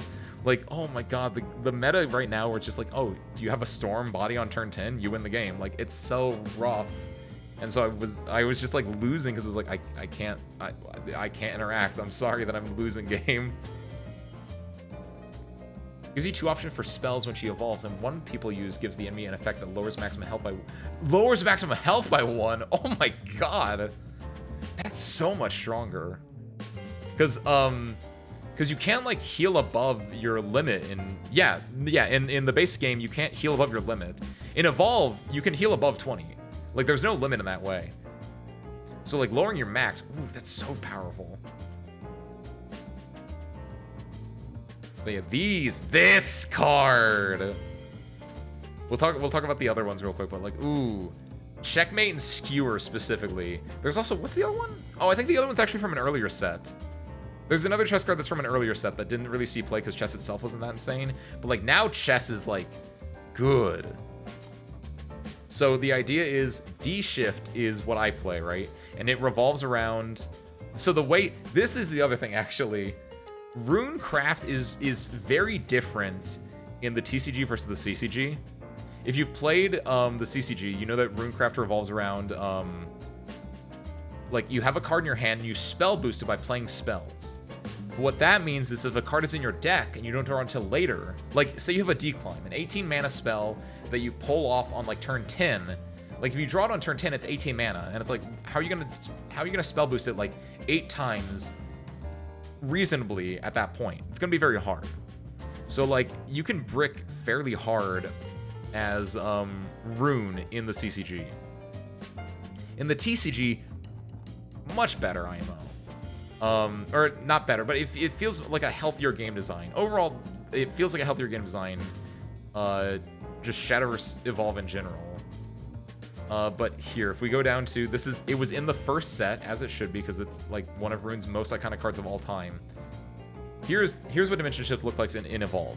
Instead of 25 mana like it was in the game, it's 12 mana, which again, you cap out at 10 play points. Dimension Shift. When playing this card, banish 10 spells from your cemetery. This card costs 7 play points to play. Take another turn after this one. In the TCG, Rune is all about cards in cemetery, specifically spells in cemetery. And Abyss is about cards in cemetery, just flat cards. That's kind of their way of doing like Necrocharge or not Necrocharge, Shadows. Necrocharge is the Evolve version for Abyss, for Shadow. And then Spell Chain is what replaces Spell Boost. Where, like, this doesn't inherently play into it, just takes spells in your cemetery and then banishes them. But that's because, like, if you then look at, like, Kuon, for instance, that's a really good card. I wish I had this one, but this is, like, you had to get, like, you had to get, like, top 8 at a regional to get this one. I didn't get top 8. I lost a Q Idolmaster. I lost a Q Idolmaster and Naturus Sword, so I did not get that one. But here's a good example. Like, this is what Spell Chain looks like. Where, 9 mana, 7/7. Spell Chain 5, this card costs 3 less to play, so it gives us 6 mana. Spell Chain 10 costs 6 less. Spell Chain 15, this card costs 9 less to play. So basically, what Spell Chain is depending on how many spells are in your grave, the Spell Chain effect will go off. But it's at hard limits of like 5, 10, 15 instead of like, you know, for every single 1, 2, or 3. And so like, the idea in the base set was like, oh, you get 15 spells in Grave, you play 2 to 3 Flame Destroyers, and then you do D-Shift, you take another turn, and you kill them with Flame Destroyers. Like, that's the classic D-Shift. And then they released Kuon, my goat, in set 6, which he's arguably a better Flame Destroyer for 2 reasons. He has diminishing returns, though. Because if you have 15 cards in Grave and you have 3 Flame Destroyers, that's 21 damage. That's really good. Kuon is 15 mana, like, so he's higher mana cost inherently, but it is just, this card costs 1 less to play for every spell, and also for every Onmyoji card in your cemetery, which includes Onmyoji followers. So he's a little bit easier to get out in that kind of a sense. And also, because you can then play him for like 1 mana or like 2 mana, which you can't really do as easy with Flame Destroyer, where it has to be like either 3 mana or 0 mana. Because there's no like in between the spell chain 10 and 15 costs. But then, not only is he a 5/5, he summons a 4/5, which then you tap him, which is, you know, activating his ability, and it gives him Storm. So then, on the first turn, you're swinging face for 4 with the 4/5 Storm, and then you're swinging face for 9 on the next turn, so it's then a total of 13 damage from 1 Kuon. But if you have multiple Kuons, then it goes from 13 to 18 to 23. Actually, no, it is better than 3 Flame Destroyers technically then. Wow. That is, hold on, is that right? 5, 15, plus 4, plus 4. Yeah, it's 23. Wow, that is better. The thing is, oh, what it is... Wait. No, it's for different reasons then. I've seen a lot of decks running Flame Destroyer again now because, like, getting the extra 7 damage, the extra 2 damage from that is really good, but I think it's just to push it over the line to get it from, like, 23 to 25, for instance, because there is a decent amount of healing in the meta. That's not super important. But no, Kuon, fantastic card. Like, basically, Rune's design is, like, because it is just having spells in your grave, instead of, like, having to have the card in your hand, like, you can just draw a D-Shift on turn 10 and be like, oh, I have the cards in grave, I can then play it. Very good game design, I think. But then the idea is, like, you still have Kuon, you still have D-Shift now, but now you only run, like, Kuon, you run 1 copy of this dude called Curse Crafter, and you run Merlin. And you don't run, like, any other followers, right? You run, like, 12 followers total. No. You run Merlin, you run Kuon, you run 1 Curse Crafter. You run 7 followers total. Because now what you're doing instead is you're playing chess cards. Because these things are cheap, they can be replayed off Merlin, and they just do everything you want. Because Skewer, for instance, choose 1 if there are at least 5 chess cards in your cemetery, and you're only playing chess spells, so that counts towards your spell chain as well. So if there are 5 chess cards in your cemetery, choose up to 2. Each opponent buries a follower, which is non-targeted removal. Give your leader +3, which is healing, which is desperately needed.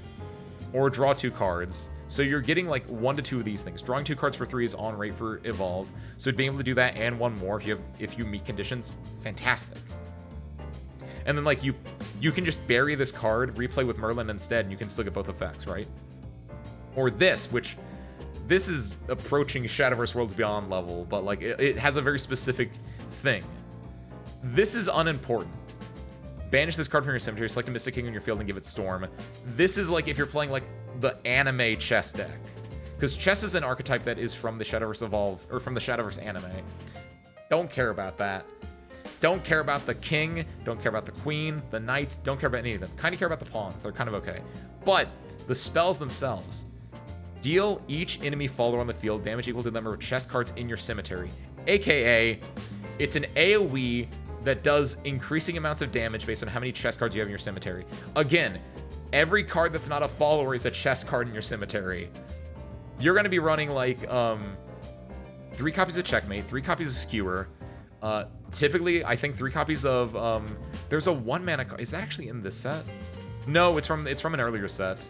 Can I actually see here? Can I go up to modify search results? I think you should be able to. Go to all and then go to trait. Yes. I don't think anything is just pure chess though. Yes, there we go. Look at this. So, checkmate, fantastic. Gambit, all right. Skewer, fantastic. Don't care about you, don't care about you. Don't care about you, don't care about you. Check. 3 mana. Select enemy following the field, deal it 4 damage, and look at the top 3 cards of your deck. You may reveal a chest card with a different name from this card. Add to your hand, put the remaining cards in your deck in any order. So this is basically dealing 4 damage, searching for the other spells. It's kind of solid. Not as important as the other 2, definitely. Blitz, 1 mana, do 2, but it goes up if you have a magical pawn, which you're probably going to get a magical pawn because you're probably also going to be running magical strategy, which is just 1 mana, summon a 2/2. Basically, this is the same as the summon golem card in Shadowverse Worlds Beyond, where it's like, oh, you're playing this, it's a spell, so it helps for spell chain and for chest stuff, and then just summons a dude. Excuse me, a 2/1, not a 2/2. Like, they work so well together. So you're basically running 1, 2, 3, 4, 5, 6, probably 7, 8. You're probably not running a 3 of this. But then 8, 9, 10, 11, 12, 13. Maybe one of these, maybe one of the other ones. Like, you're running, like, close to a third of your deck is just chess cards. And so, like, it's very reasonable to get a checkmate on, like, turn 4 that can, like, deal 4 damage to the board, which is effectively a board clear at that point. And then, again, you can replay it off Merlin, which means, like, you can just play later on in the game for just, like, clearing the board for, like, 6 damage. And, again, non-targeting, big AoE damage, very solid. It's gonna be a little disgusting. I don't know how the meta is going to shake out, though, because of the way that Shadowverse Evolve inherently is kind of, like, differentiating itself from... because there's Shadowverse Evolve in the EN, the global scene, and there's Shadowverse Evolve in Japan. And we are, you know, 6 months behind Japan. Like, it's kind of a Yu-Gi-Oh! Situation, I think, because Yu-Gi-Oh! Is also, like, offset Japan versus EN. Or Japan versus global. The OCG versus the TCG, excuse me. And so it's like, you look at them and you're like, oh, that's what their meta is. Our meta is... You think, like, oh, our meta should be similar, but, like, there's always gonna be, like, some differences. But obviously it's like, oh, Vampire and Dirt were meta in Japan. Vampire and Dirt are meta in America. But not only the inherent differences of just, like, different player bases play different cards. The other thing is, we're getting sets 12 and 13, and sets 14 and 15 are coming at the same time. They're coming as combined sets. So who knows what's gonna happen then. It's gonna get real freaky there. And it's scary because if they mess it up, the game might just die. But buckle in. If it happens, then we're going to catch up to Japan. It's going to be a much shorter release window. It could be good. Very big, might be cool energy happening in the second half of the year for Shadowverse Evolve. But for the rest of them, you get, like, Ernst Justice. I don't even know what this does. Like, Dragon, don't care about it. Also, Dragon has a little bit of my ire because Dragon will become, like... what is it? Cardfight Vanguard is getting a collab, which happened in Japan. It was a tier 0 meta, which if you don't know card games, that is like where well over half the decks in a meta are playing the same deck, which makes it very just like, this is easily the best deck, and just everyone's running it. It's just not fun. And so they're afraid it's going to happen in America. They pre-hit some cards, but like, I don't know if it's going to be enough, because it's very much like, you know, it's a collab set. They want the collab cards to be good because then it's like, oh, I play Shadowverse. I play Cardfight Vanguard. I'm going to go to Shadowverse for like a month and play that and just, you know, see if I stick around. And so you inherently want to make that like set kind of stronger, and then you're not going to release support for it like ever again, at least not for a while. So then it just kind of falls off. But it's scary. And then after that, Dragon just uses a lot of the Vanguard cards, because a lot of the good Vanguard cards are Dragon cards, and so it's just like, ooh, it's not gonna be fun there. So I don't know what this dude does. I don't even know if this is used in decks, but put the top card of your deck into your EX area. If you put a card that costs 5 or more into your EX area, evolve this follower or return it to its owner's hand. When this card leaves your field, give your leader +8. Ooh! So basically you can pull something out and then heal for 8. Or you can evolve and give it 11/11 Storm? This follower ignores ward. Yeah. Yeah. That's Dragon.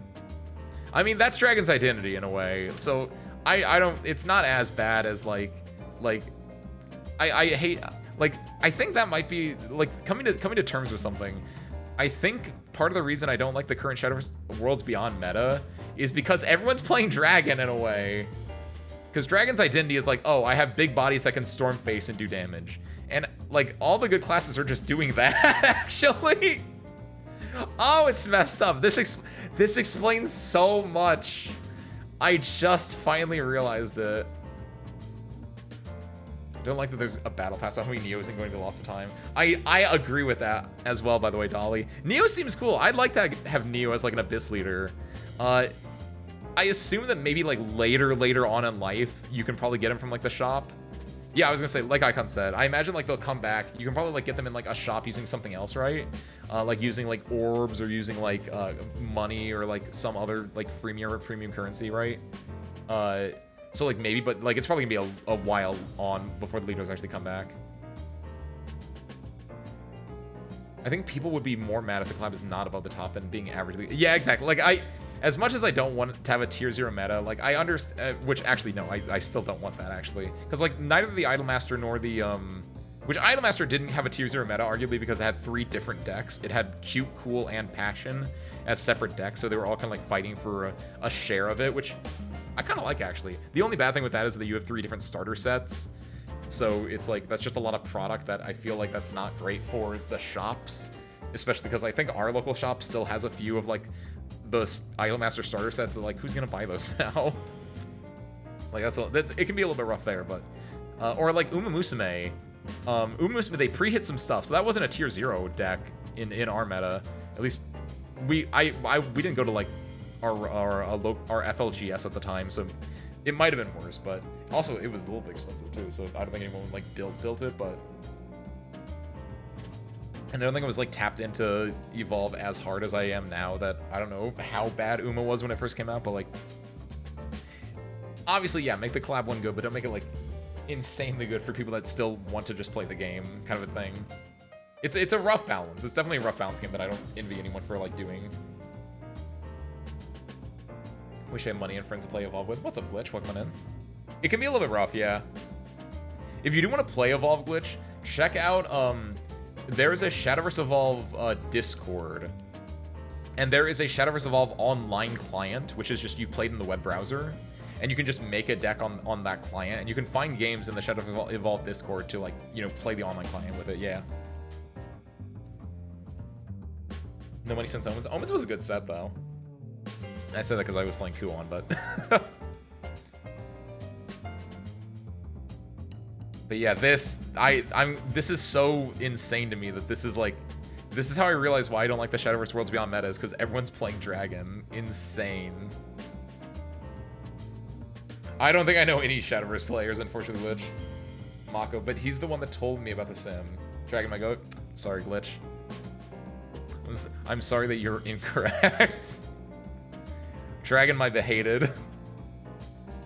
Dragon, Portal, and Haven. And Haven's not even that. Honestly, Haven stock's kind of going up a little bit. Just because I feel more like ambivalence towards them. Is that the right word to use? Like I'm more forgiving of Haven now. Also, what's up, Gabriel? Happy Monday, welcome in, and congratulations on your continued promotion to Service Crew Chief. Hope you're enjoying your ray gun. Sorry, Glitch. It's because I don't know about other people, but I was saying it earlier where like I don't like the Worlds Beyond meta right now where everything is just storming like the field.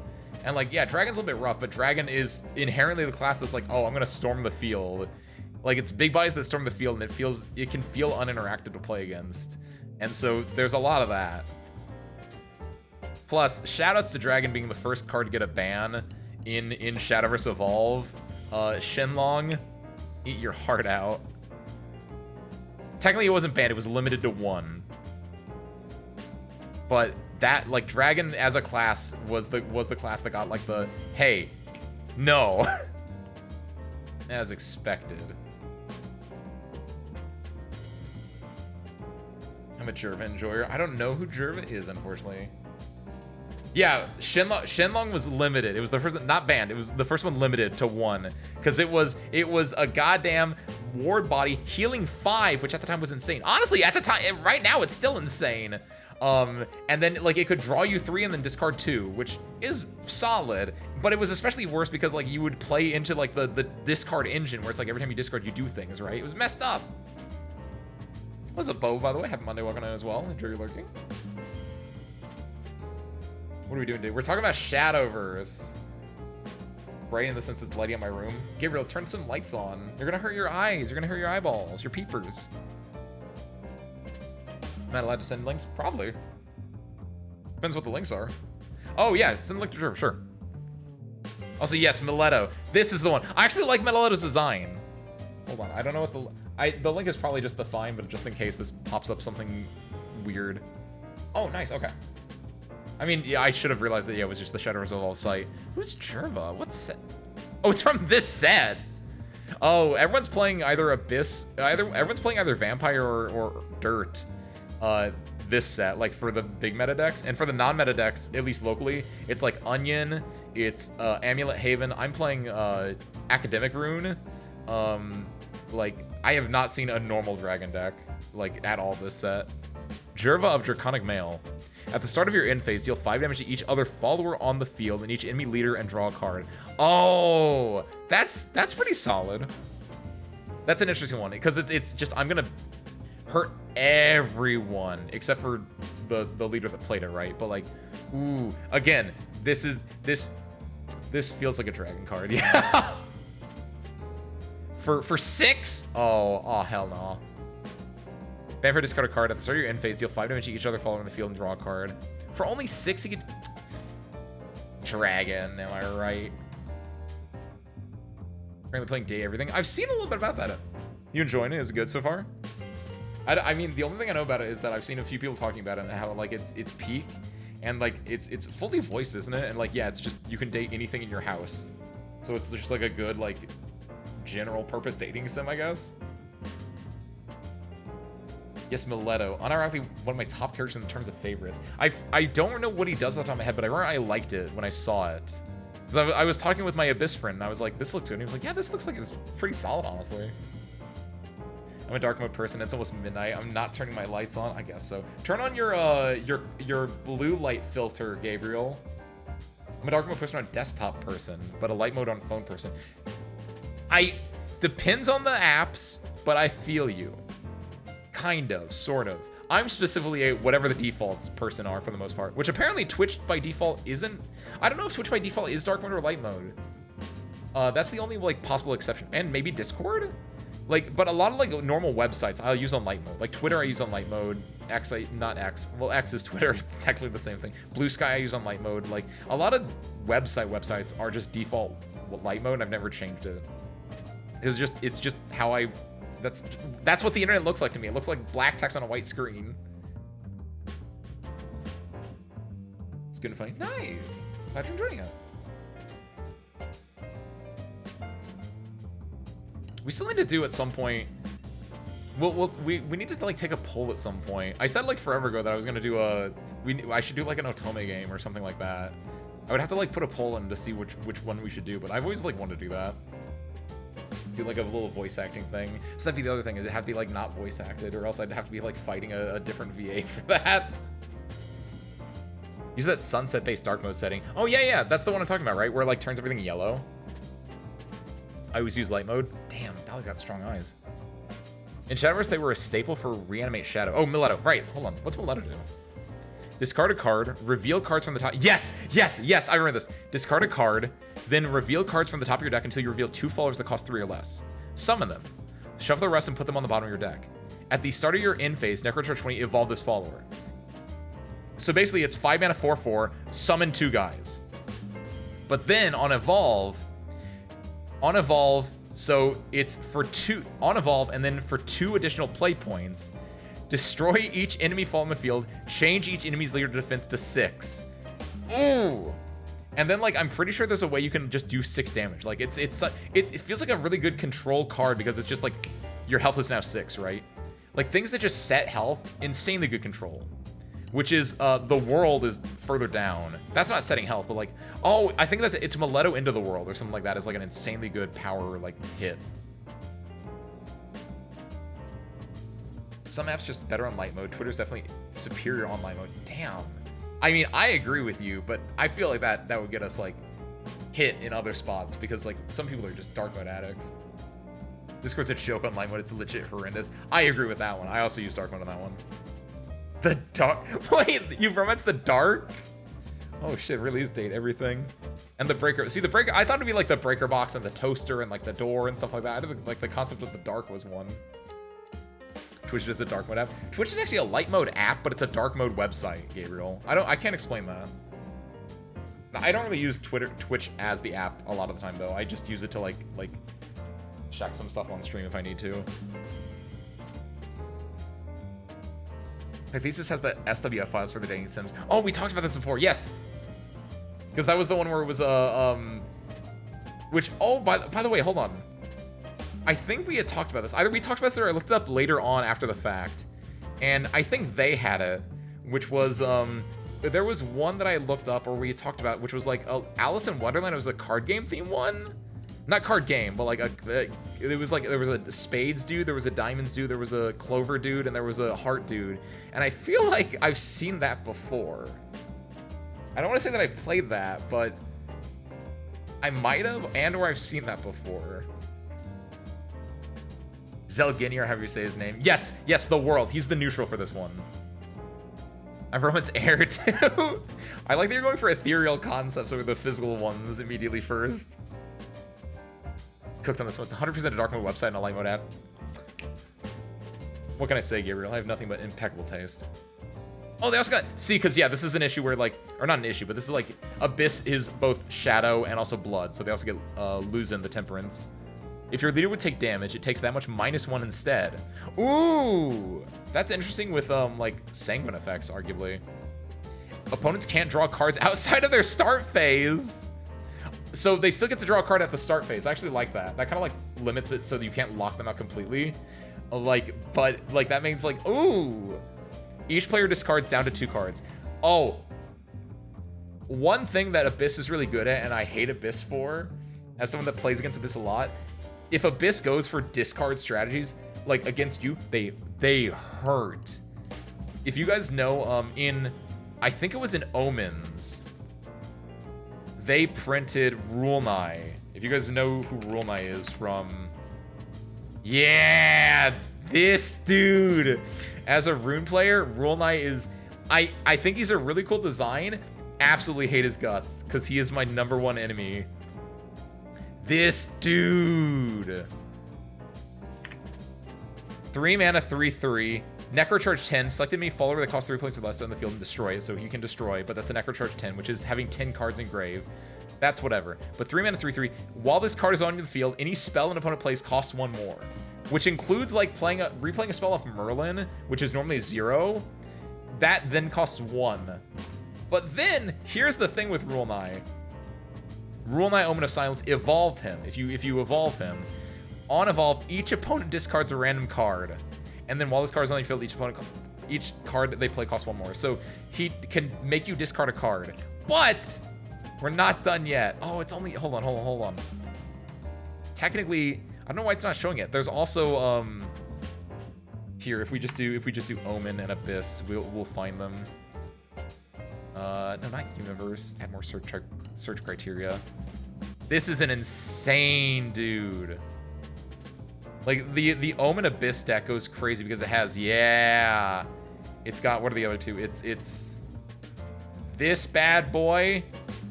Yes. No, wait, there's one more I want to say as well. That's it. So it's got this. This is whatever. This is kind of slow. It's a 4 mana, kill something and discard a card. This is like whatever. This in the next one. 2 mana, choose one of the following. Necrocharge 10, choose 2 instead. Each opponent discards a random card. Select many from the field and deal 3 damage. Basically, 2 mana, discard a card. And then Sonata of Silence was the new support that was released in set 8 for him. And this was when it got really insane because set 8 for Abyss was when they released Rose Queen, but like the Altar Rose Queen, where she would be put in Abyss and like, so it was 2 cost Abyss. If you noticed, This is a 2-cost card. This is a 2-cost card. Rule Knight himself, not a 2-cost card, but there are so many 2-cost cards in Abyss that it was a mixture of Alter Plane Arbiter, which was a neutral card that would, you could dump a lot of cards. You would reveal the top 5 cards of your deck, bury them, and like depending on how many of cards of the same cost you revealed, you would wipe the board. So like you would play Ultimate Arbiter, you'd say 2 cost, and you would flip over 5 2-cost cards because that's the majority of your deck, and you would wipe 5 to the board. You would evolve him, and then you would pull back 3 2-cost cards to your hand. Next turn, you would play Crimson Rose Queen. Hold on, I now want to look at Crimson Rose Queen.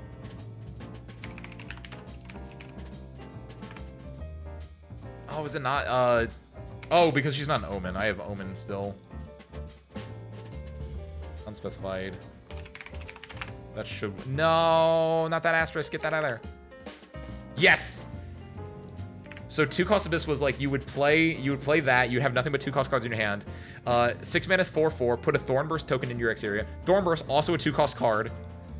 You would evolve her for 2 or for 1 in a play point. And then reveal your hand. Recover play points equal to the number of 2-cost cards revealed this way. You'd usually have like 6 2-cost cards. You would gain like 3 play points. Or no, excuse me.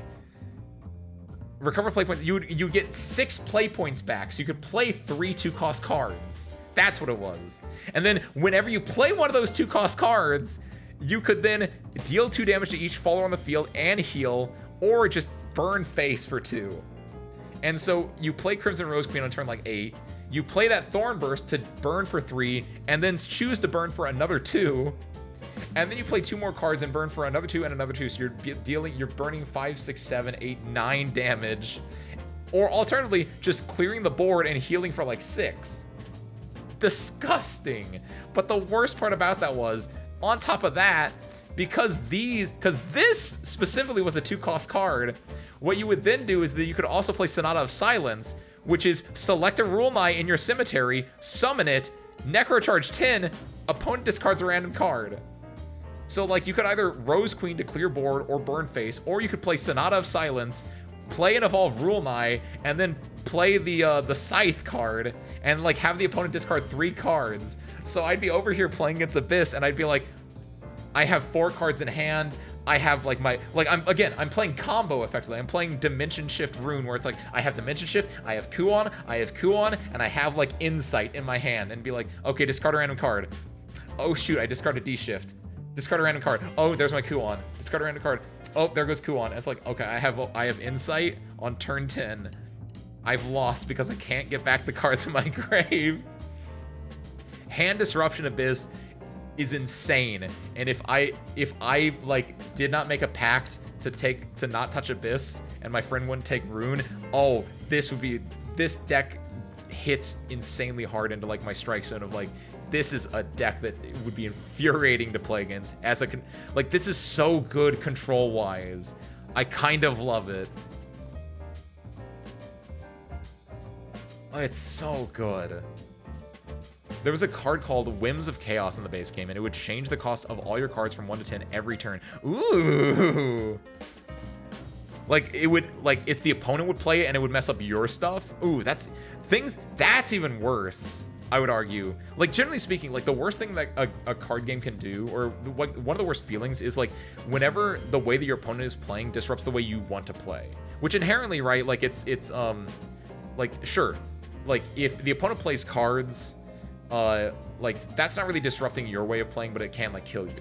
But like, if the opponent's like, okay, now your spells, they just cost different things. It's like, what do you mean? Hold on, what?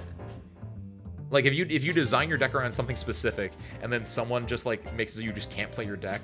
This is something I'm thinking of because I watched some Hearthstone discussion, because I like watching Rare, and he showed up on my feed, and he doesn't go away now. And at one point they had mentioned there's a type of deck in Hearthstone called a Highlander deck, which is, if you know Magic the Gathering, it's the same as EDH, right? Where it's not the same, but the idea is like a Highlander deck is one-ofs only. So in Hearthstone, it's a 30-card deck, so it's 30 one-ofs. And there were a lot of cards, specifically like Reno Jackson is like the staple, the poster boy of the deck. Reno Jackson's original text said, if your deck contains no duplicates, restore your hero to full health. So, like, the idea with a Reno deck was like, oh, I'm going to play a late control game strategy, and then, like, oh, they're going to, like, get close to killing me, but then I can, like, heal up to, like, 29 health at most by playing Reno Jackson. And so, like, it's like, oh, it gives you a second chance, effectively. But there were then cards that were printed that would be like, oh, shuffle 3 candles into your opponent's deck. And so, like, if they played that, it was just like, it would just shut your deck off. Like, Reno Jackson was only one of the cards. There were so many other cards that would be like, oh, Highlander, like, if your deck contains no duplicates, do this. And, like, if someone just played that, it would just shut your deck completely down. And at some point, they decided to change it to, if your deck started with no duplicates, do this effect. Which makes it so your opponent can't shut it off. And, like, they can still, like, mess up your deck, because you can still get, like, dead draws because of it, right? But, like, they can't, like, just completely shut your deck off, which is arguably, I would consider good game design. Because, like, if I was just playing something and it's just like, wow, now I just can't play my deck anymore because none of these cards work because the opponent played a card against it, it'd be kind of rough. Again, there should be some, like, there should be some stuff where, like, oh, my opponent's playing a card that's messing up my deck, yes. But nothing that shouldn't, like, inherently break the deck. There's a fine line to balance between, like, what is challenging to play against versus what is actually just, it just makes your deck ineffective, right? This card was fun in SV. Oh, Rose Queen? Silence your own follower? Oh, no, you're talking about Rule Knight then, aren't you? Is Opulent Rose Queen or something in Worlds Beyond? Yes, there is a Rose Queen in Worlds Beyond. Like, there's a lot of characters that get, that are, like, Kuon was a character in the original Shadowverse. There were actually 2 Kuons in the original Shadowverse. There's going to be 2 Kuons in Evolve. The second one isn't out in Global yet. And then, yeah, there's a Kuon in Worlds Beyond, right? Because Shadowverse has, like, certain characters that are just iconic. Kuon, Rose Queen, what are the, like, Medusa. Medusa was an Abyss card. Or, technically, Medusa is a Vampire card. Vampire, actually? Is it Vampire or Shadow? I don't know what she was in the original. She's, like, in everything. She's also released in, like, Evolve as, like, a bunch of cards. She's always bad, by the way. Medusa's always bad, by the way. This is true for Evolve, too. Except they released Alter Chaotica, which was, presumably they also did that in the base game as well. Yes! It's the only exception to Medusa being a good card was when she was not in her basic class. Medusa in Rune. Sweet Tooth Medusa is what she called it. It was what she's called in Evolve. I don't know what she's called in the base game. It's probably the same thing. But yes, Sweet Tooth Medusa is so good in Rune. Anything that if she's not in her basic class, if she's in Rune, she's insanely good. True for the base game, true for Evolve then. Because, like, in Evolve, she's still like a $30 card, I think. I know, because, like, the only reason I now have a playset of Medusas, that's only because I traded away my leader copy of Forte that I was able to pull. I get really lucky with pulling leader cards in Shadowverse Evolve for some reason. I pulled 3 of them. 2 of them have been for Dragon, by the way. Don't know why the games give me things that I don't care for. Kind of rude, IMO. But the thing is, Forte as a leader card is like a $200 card. So I traded that for a full playset of Medusas. And also, I'm getting my box bought at the sealed event. Like, that's how expensive Medusa was compared to, like, that's how expensive Forte is. My God. Like, I got 6, like, $20 cards, which is, like, what? 6 times 20 is $120. And that wasn't enough that I'm also getting a free box because of it as the trade. But, like, still, yeah, I got a $120 playset of cards because, like, that's, like, Medusa is still so good, dude. Oh, let me scroll back up real quick. But yes, it was Opulent Rose Queen in that game. Like, yeah, they have a lot of characters from both Shadowverse or from the other side games IPs that they will use. Yes. It's both people in the game. It's one of the best cards, and by best I mean worst. I loved it for the game-shattering effect. Trinisphere is my personal favorite. Trinisphere, is that Shadowverse or is that Yu-Gi-Oh! Wisteria? And also, is that in relation to, like, a card that just nukes your opponent's game strategy? But yes, and the thing is, what Medusa does in Rune, by the way, because I didn't actually explain that. In Evolve, she is a 4-mana, 4/4, I want to say, that Fanfare searches your deck for a 2 or less cost card. and then you evolve her for 2, so 6 mana to evolve her, or 5 with a play point, 5 with an Evo going second. She turns into a 5/5, I want to say, and she will then ping the board for 5 damage, set however you want to do. And then she will then, she'll summon a serpent for every time something dies on the field. So, like, if you have, like, if your opponent has, like, a 2 mana, a 2 health, and a 3 cost minion, you ping those with the evolve effect, you get 2 serpents. You burn those serpents, you could just play the card you just drew. Or the card you search from deck. Like, it's a very good thing. I run a 1-of in my academic deck because it's just a good, like, tempo card. It can, like, search, but basically it's really good against vampire. Because you play Medusa, you evolve her, you clear some of the vampire cards. If you're not able to do that, you can pull out like Angelic Snipe with her, and then like you burn the 2 bats and you Angelic Strike, and then like you can then, because that might summon more serpents, and you kill those serpents, and you like then play like Insight to draw a card or something like that. Like it's a very fun, it's very good. She's a very good card, yeah. And she's expansive, possibly because of that, and also possibly because, you know, cute card game girl. Medusa and Rose Queen are actually from a different Cygames IP, Rage of Bahamut. Yes, Rage of Bahamut, Grand Blue, like any of the Cygames IPs can show up in Shadowverse, and also in any of the other games, honestly. It's only a matter of time till they bring the 10 Omens in the Worlds Beyond. They already got one of them, Icon. They got Kuon. The other ones are coming. Magic the Gathering sets a minimum cost of all cards to 3. That's, oh my god! That is such a good, I assume that's a good control card then, right?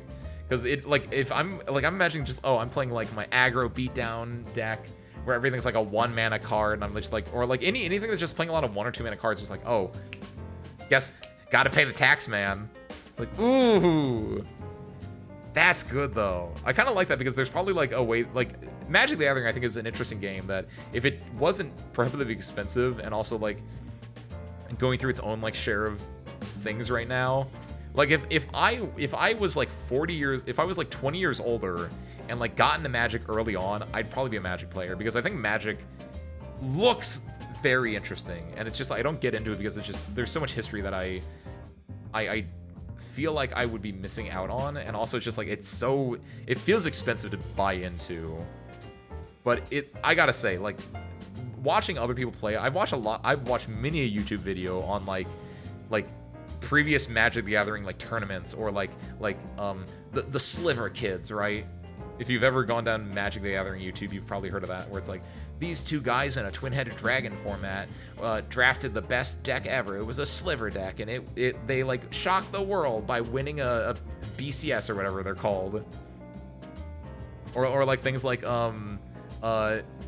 oh my god, Nazif versus someone else. I don't know what the name was, where it's like they're both playing like these very interesting decks, and like it was just pure, it was a pure RNG at the very end where like someone does like Grape Shot, which is so if I'm the active player, I play Grape Shot, and then my opponent puts their hand on the field.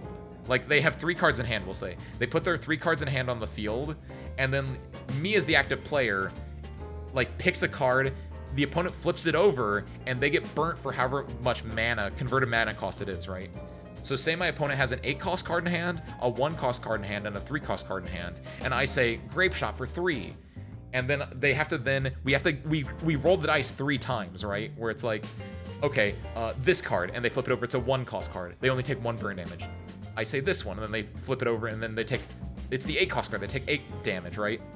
But in this legendary match of like Grape Shotting for whatever it was, it was like they did it, and like Nazif was on like 5 health, Grape Shot for 4, or no, it was like on 6 or 7 or 8 health, Grape Shot for 5. That's what it was. It was Grape Shot for 5, and so it was like Nazif had like 3 or 4 cards in hand, and like if there was one card that if it was ever flipped over, he would just die. And he just got really lucky. He won the coin flip basically 5 times in a row to not die. And it's such like an iconic match because of like how rather be lucky than like good at the game, because that was just the purest example of it, where it's like you don't need to be good at the game sometimes you just need to just be lucky. It's a great one. Oh my god, no! Why is there the cat pad up there too? Thank you, by the way, Dolly. Good job, spare parts. Why is that one coming from? Wait, why do I have 5 of these? That's that one. That's that. Oh, you guys have cap hats too. Wait, where did the other one come from? Why is there one up here? There was probably some bit I was doing at some point that needed that one. Hold on, let me get rid of that. Ghost hand. Oh, here you go, service crew. You've been listening to me rant. You guys get a few of these. Where's the third hand coming from, Ace? Dun, dun, dun. We had to hire a guy to make the third hand happen there. Oh, man. No, like, Magic the Gathering rabbit hole YouTube is a fun one to go down, because it's just... It's... I think Magic is an interesting game because, again, it has so much legacy behind it. It has a lot of interaction because there are, like, again, I think my favorite part about card games, like, CCG, Shadowverse Worlds Beyond, fun. But it's very much like candy. It's like junk food fun. Shadowverse Evolve are like Magic the Gathering where there's, like, more interaction. There's more, like, strategy, and it's like, oh, like... It's like, oh, there's still like, oh, if he has it, I'm dead. But like, there's a little bit more like going on because you can like Counterspell in Magic is such an, like, I'd be a blue player. Easily I'd be a blue player because like the idea of like Counterspell inherently as just a, is so strong. Oh my God, I'd be insufferable if I was a Magic the Gathering player. Don't let me near that. And I like that. I like that that's an option. Or you can just storm face and you can just be like, yeah, I got 7 goblins with haste. What are you gonna do about it? Right? Like, there's so many interesting things there, but it's just like the barrier to entry feels like it's high, even though it probably isn't. And also, like, recently Magic's been doing a lot more like collab stuff with like the Final Fantasy or like Harry Potter and stuff like that. And so like I don't really care for collab stuff. I would like it if Magic would push more of their own basic set more. But again, I'm no matter what, I'm not gonna buy it, so I'm no one to speak on that one. Gripshot is the storm payoff. 1 damage for each spell cast before end of turn. Yeah. Wait, is that what I'm thinking? Is Gripshot not what I'm thinking of? Ignite Memories. You're right, Wisteria. It wasn't Gripshot. It was called Ignite Memories. It was an Ignite Memories for 5. That's what it was. And I think he was playing. I think that's what it was. Maybe Grapeshot was what the other player was playing. And so like after Ignite Memories, they could something like it. Maybe it was Ignite Memories though, not Grapeshot for the flipping cards that the opponent had to like burn them, and it was just pure luck that he didn't die. And that I think is a really fun like way to do things. But at the same time, that's like a big payoff, and there's like a lot. Card game design is very interesting, and I do not envy anyone who is like, I want to be a card game designer, because that seems like really rough. By the way, shoutouts to Demonium. This dude, for some reason, is always a good card, and it's insane. Demonium is currently a 2-mana 2/3. There's a normal Demonium, which is a 2-mana 2/3 ward, and you can deal 2 and last words heal 2, but you can also activate him to take 2 damage and give him Bane. So he's just a really good like control-esque card, which my Abyss friend hates because he calls him ugly. And now they made an aged up Demonium Clash Devil 3-mana 2/3, which is like, it's a perfect for Sanguine decks, which are aggro decks, right? So it's a 3-mana 2/3 Bane and Drain, and then if Sanguine is active for you, give this Rush and Assail. So it's basically a 3-mana 3/4 that can just kill anything on the board. And when it attacks, strike, deal damage equal to this follower's attack. So it can like 3-mana 3/4, kills anything, and then burns face for 3. Like, this is such an insane card. And I'm gonna both love and hate playing against this. Bunch of other things. This is also really good for like the, I think this is a solid card for like the Sanguine deck that I was talking about, because it's like a beast card which you can pull from. There's like a Blood Moon-esque card that can like pull beasts, and then on evolve, select any from the field. If Sanguine's active, you deal 3 damage. So basically, this is it's a 2-mana deal 3. It's 2-mana deal 3 on a body, which is on rate for Shadowverse. This guy as well. This is like the big Sanguine card for the next set, where it's 1-mana 2/2, deal 1 damage to your leader, and then last words, give a fall in your field +1/+1. So like, it's a 1-mana 2/2, which is like what's called the Goblin in Shadowverse Evolve, because that's like 1-mana 2/2 that does a thing, is great rate for Shadowverse, for Evolve. And then like, it activates Sanguine, which again, you want in a Sanguine deck. And then like, if it dies, you can give a +1/+1, which is just good like staying power as well. Which, for a Sanguine deck, for an aggro deck, you're gonna have guys on board, you're gonna get that off. I don't know what this one is. 8 Sophina Strength. 4 mana, 2/5 ward. If a fall on your field would take more than 3 damage, it takes 3 instead. Oh, that's kind of cute. Which would include Sophina then. Like, you'd have to swing 2 people into Sophina to, like, kill them. Evolve it. Ward, if fall on your field would take more than 3 damage, it takes 3 instead. On evolve, search your deck for a Salmon Strength, summon it, then shuffle. I don't know if this is going to be good. I know that, like, Ward Haven is usually the thing they go for, is, like, a lot of, like, bodies on the field that will, like, just be like, I'm not taking damage. Oh, that's cute. 10 Slouse Wheel of Fortune. Search your deck for a Wheel of Misfortune, put it in your EX area, then shuffle. Whenever a card is put in your EX area, tap, select enemy fall on the field, and destroy it. Ooh. Hold on, I feel like Wheel of Misfortune, I think I read this before, and I think it was like an insane card. If there's a Slouse on your field, place up to 2 Calamity counters on this card. What's a Calamity counter? Place a Calamity counter on this card. Bury this card, destroy each X cost enemy fall on the field. X equals the number of Calamity counters this card had. Wait. Is that good? Destroy each X cost enemy fall on the field. That feels so specific, actually. That feels bad. Like, unless you're playing against a deck that plays specifically, like, 2-cost cards or something like that. Like, this feels so... Like, if it was X or below, right? But, like, say you have a Wheel of Misfortune that has, like... And I guess... What? This feels weird. If this was at quick speed, I could maybe see it being, like, good, but this feels, like, clunky to play. Because you'd have to have, like, oh, I have 4 counters on this card. I can then... And also, you can't place a Calamity counter on this card and then also bury this card. So you'd have to, like, set up the turn before.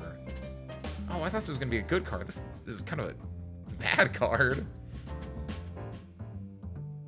But here, let me go to... This is the boy. This is currently, I think, the most expensive base card in the set right now. Like, not counting foils or anything crazy like that. But that's because number 21, Zelgenia, the world. 5 mana, 5/5, Fanfare. Select enemy fall on the field. If there are no other followers on your field, destroy and draw a card. Which, if you're playing a control deck, that's a fairly common thing to happen. Fanfare, if your leader's defense is 10 or less, heal 5, which I want to point out, this is a 5 mana, 5/5. If your leader's defense is 10 or less, give it +5. Hold on, real quick, let me just go here. Let me just go to Dragoncraft, modify my search results. Go to the base set, search, go to Dragoncraft because it didn't do that correctly. Where is Shenlong? 5 mana, 4/5. Oh, it's on evolve technically, I guess. But I was gonna say, like, this has a very specific thing to get the 5 health. Shenlong is just evolve it, which I guess is technically 7 mana to get 5 health, but like, come on now. The 5 mana, 5/5. Destroy something if there's nothing on your field, and if your health is less, get +5, which is good for stalling out. Again, control decks like this. And then you play this on turn 5, 6, 7, 8, or 9. Then this is the rough part: is turn 10 or later, you can activate this from your cemetery, banish this from your cemetery for 10 play points for all your play points, and you can put this advanced card into your EX area. When you put this in your EX area, so the same turn you do that, at the start of your end phase, if this card is in your EX area, deal 4 damage to each enemy leader and an enemy follower on the field. So it's a minor board wipe. If something's above 4, it won't kill it, but like that's a minor board wipe. So you're basically playing 10 mana to like deal 4 to the field and also 4 face. And then if you don't die, if you survive to the next turn after you do this, Fanfare, deal 10 damage to each enemy leader and each enemy follower on the field. Basically, it's a 2 turns, I'm going to deal 14. This is an insanely good payoff for any control deck. And the thing is, it's a neutral card, which I think is nice. That's one thing that I think Shadowverse Evolve, or Shadowverse Worlds Beyond, I want to see more of this from them, is, and it shouldn't be like too strong, obviously, but like, I wish there were more neutral cards that could fit as win cons. Olivia's good. Olivia's like a good neutral card that like, and I guess technically Cocytus is a win con. It's just that right now Shadowverse Worlds Beyond is so storm centric that in some ways Cocytus feels slow. Like, yeah, thinking about it, yeah, Cocytus is a win con. That's just that the game is in a weird state where, like, it's really, it feels kind of bad to play him unless you have a specific strategy to, like, then kill, like, the very next turn or something. But this is good. This is like a $46 card, by the way. Part of it's fine because you only need the one copy of it. You don't need like 3 copies of this one in particular, but like it's really hard to pull advanced cards because the rate on getting an advanced legendary is like just very, very low. And then you only need one, but like it's, if you're playing any kind of control deck, it's such a good win con. Those are the Shadowverse cards though. Oh, hey, I remember her. Is this a reprint of her? Or was she in, do I just know her from the original Shadowverse? Oh, also, something fun that's going to happen next set is they're going to make... There are now enough Fallen Angel and Angel cards that you can just make a neutral deck. There's no actual, like, precedence for doing it, but you can... There are enough Angel and Fallen Angel cards that you can just make a deck of just pure neutral cards, which I think is fun. Like, look how many Angel cards there are just in this set, which I think is a big reason why you can do this. But I saw, like, in the topping decks, there was a lot of, like, there was not a lot. There was at least one, though. One person that just won as a neutral deck, just full of Angel and Fallen Angel cards. And then also this set is, because it's the 2-year anniversary of Evolve, they're also releasing a lot of leader cards, which are just basically cosmetic cards that you just be like, this is the class I'm playing. This is what I've been able to pull before. Not these specifically, obviously, but like cards like these before, which are very rare. They're like, you know, the chase cards of the sets usually, because they're just like typically rare. But there's Orcus. Orcus is a forest card in Evolve, by the way, which it feels weird to see her in Portal, even though that's where she belongs. But like, to me, Orcus is a forest card, and I will not explain. Is Zudia. So basically, it's like a few of the other ones, but mostly the Omens are getting leader cards here. Oh, they're getting so many. They're getting... Sorta's getting 3 leaders? Why? There's like 16 leaders, I think, in this set. And so we're getting 3 of them. It feels insane. But Octress... Octress is a very fun deck. I have an Octress deck as well, since Sword is my secondary kind of thing. Ryo, Lashina, Finne, Galmu, Aena? Aena? I don't know how you pronounce that. Valneric, Rulnai. Damn, I hate Rulnai so much, but I gotta respect his game. Valneric is also an interesting card. I didn't pull a Valneric because I don't think she's important to anything I've been discussing, but what does Valneric do in the base game? Because in Evolve, what she does is, if your health is exactly 7, she gets like a big boost to her damage. She gets like +3/+3 if your health is exactly 7. It's a very weird, very specific thing, but it's very like, it's very funny in that as well. Especially because she's in a Sanguine deck, so you're like hurting/healing yourself to get to exactly 7. And when it pops off, it pops off. And then these are all like the foil ones, like these are the promo ones. That's my shadow. We went on a Shadowverse Evolve rant. These little things. Very fun game, though. Would recommend. Fairly cheap as far as card games go. Obviously, the big issues are finding people around you to be able to play, and also just... It's mostly just that, actually. Just finding a friendly local game store that you can like actually get games with. Alright. How do I... Yeah.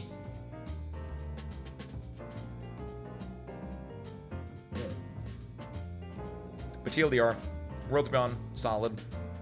Evolve, more my taste. We got anything else? I don't know. Anything crazy happening with you guys, Service Crew, before we possibly wrap? I ended up watching, did I mention this? I think I mentioned this a little bit yesterday. Watched a few movies over the weekend. I did 28 Days Later for the first time. So it was fun to see that.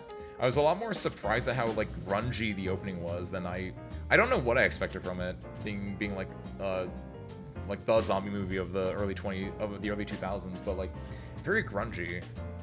And pardon me, oh, I need to look this up later actually. I was wondering about this yesterday or today. I was wondering about this at some point where the very first like 5 to 10 minutes if someone were to tell me that the first 5 to 10 minutes of 28 Days Later was added in like after like test screenings or something, I would believe them. Have you seen that? I haven't. There's new horse race tests? Horse test races? Horse race tests. Horse race tests. HRT. I did not see that. I know that there was, I didn't watch, there was like a live stream, what, like a few months ago, right? Which I never actually ended up watching, but no, I didn't know they actually started releasing them again. Ooh. Oh, they did! Oh my god, they all have little like, oh, what is going on? Hold on. Where's my... Bop.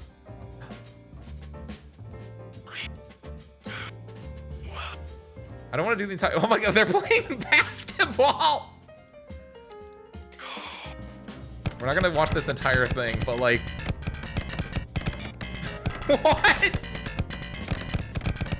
Alright, this is not what I expected from new horse race tests. I see what's going on though. They have the normal horses and the nightmare horses, and whatever horse last touches it changes the color of the ball. The nightmare horses turn it gray, the normal horses turn it orange. And I guess the goal is to get here. They all have their little like jerseys on with numbers. What is this? Okay, this is not, I did not expect the horse to be balling. This is, oh my god, that ball goes so fast too compared to the horses. This is...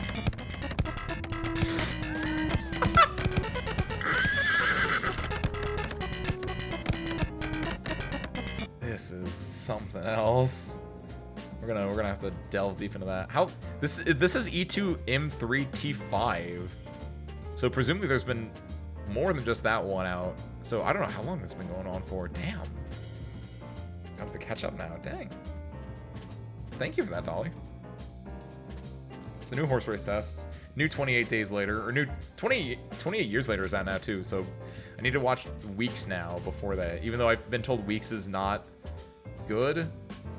28 Weeks Later was not made by like the same people, so it's not as good, arguably, but 28 Years Later should be, so it might be good.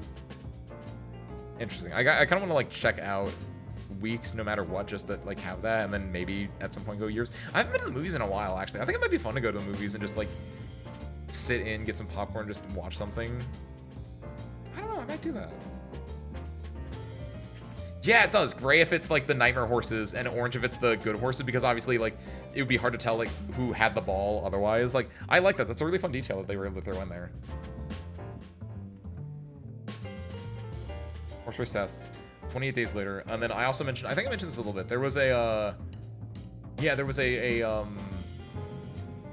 Wes Anderson Netflix movie, because I got my one use of Netflix per month yesterday, and I watched Henry Sugar and like 3 Other Tales, I think is what it's called, which were a lot of Roald Dahl adaptations done by Wes Anderson. I really like them.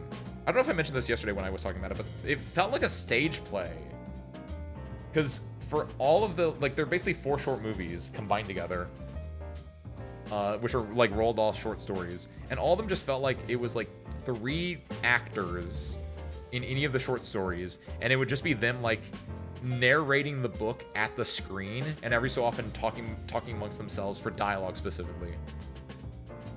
Like, as Roald Dahl, I presume, based on what I've seen in that movie, there's a lot of like descriptive language, and so you would have like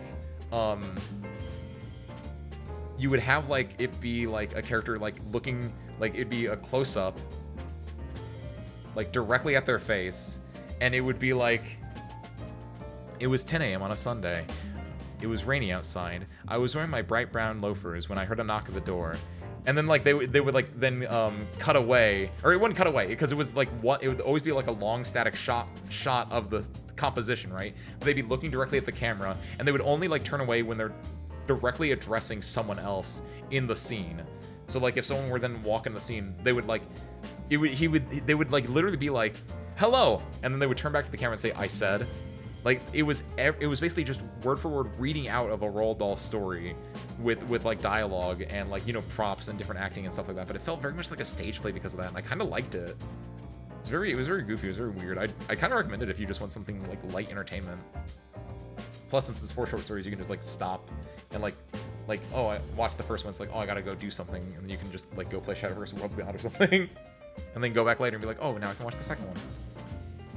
Would recommend.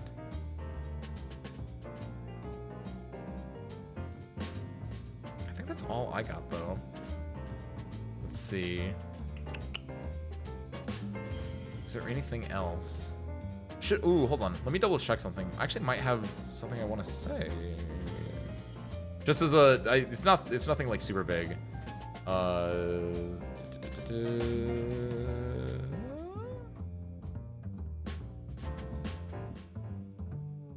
Is this still up? Because if so, that means technically I can announce this.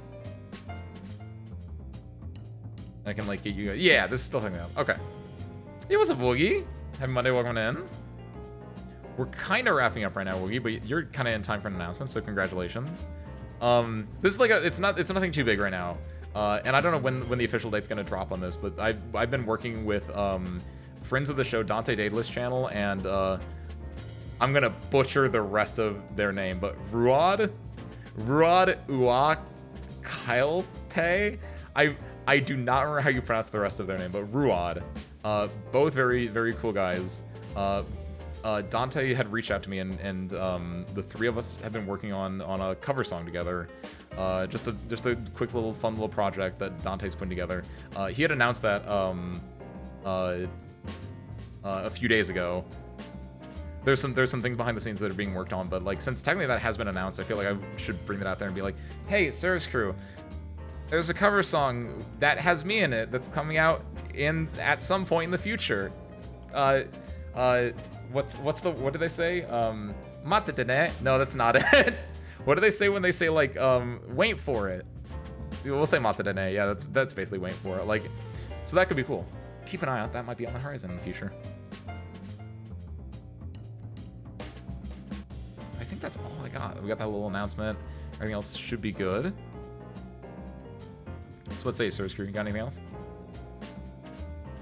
Or shall we go check someone out?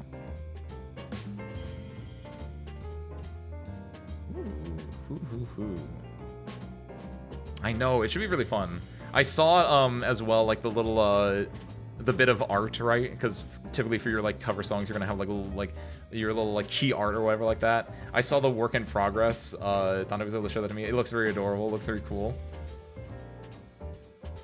Should be a whole lot of fun. Figure out why I'm struggling a bit in the first Persona queue. Ooh, really? Because because you were talking about that yesterday in relation to oh god, what was it? To like the final puzzle being like a pain. So I presume you've seen it if you know the final puzzle is a pain theoretically, but wait, what? Or wait. You're struggling a bit in the first Persona queue, so that means you're probably at like near to the final puzzle. You're probably okay. The way that I read that originally, Dolly, was that like you were early into Persona queue, and I was like, how are you early in? But you know what the ending is like, which that can happen, right? But gotcha. Ooh, that is rough. That's why I'm always scared about RPGs. I always have that like little fear of like, I don't like levels as a game mechanic. I kind of like levels as a game mechanic. I understand the purpose of levels as a game mechanic, and like arguably it is a good one. It's a good way to show progression, but it can be scary. RPGs specifically can be scary relating to that, because there's always it feels like a boogeyman to me. It feels like nothing that actually even happens nowadays, but like oh, I gotta grind. Like, I don't think any game design, any like decent game I've seen in the last 15 years has ever like been like, I have to grind. So I have this little boogeyman in my head about like the leveling in any game. Ooh, you got it. But if you're 14 levels behind, you unfortunately do gotta grind. In the fourth labyrinth, the puzzle would be easier if there weren't so much to keep track of. Oof. And also if you weren't 14 levels behind, right? Some rough stuff. Hopefully you can get it together. You get your grind on. You get your eat your rare candies. I don't know what the Persona... There's no Persona equivalent of like a rare candy, is there? I guess incense in Persona 5, in a way. I guess you just eat other Personas, actually. That's how you level in Persona. But hopefully you're able to get out your tough spot. And then get to the final level that you were telling me about yesterday, which is like a difficult puzzle. Shuffle time Persona stat buffs. If I was using my 14 levels ahead, swinging either way. So you have not only is it a 14 level gap between what you're supposed to be, it's a 28 level gap to what you're used to. A little rough. But I know you can do it, Ollie. I believe in you. Just gotta hit them books or them personas.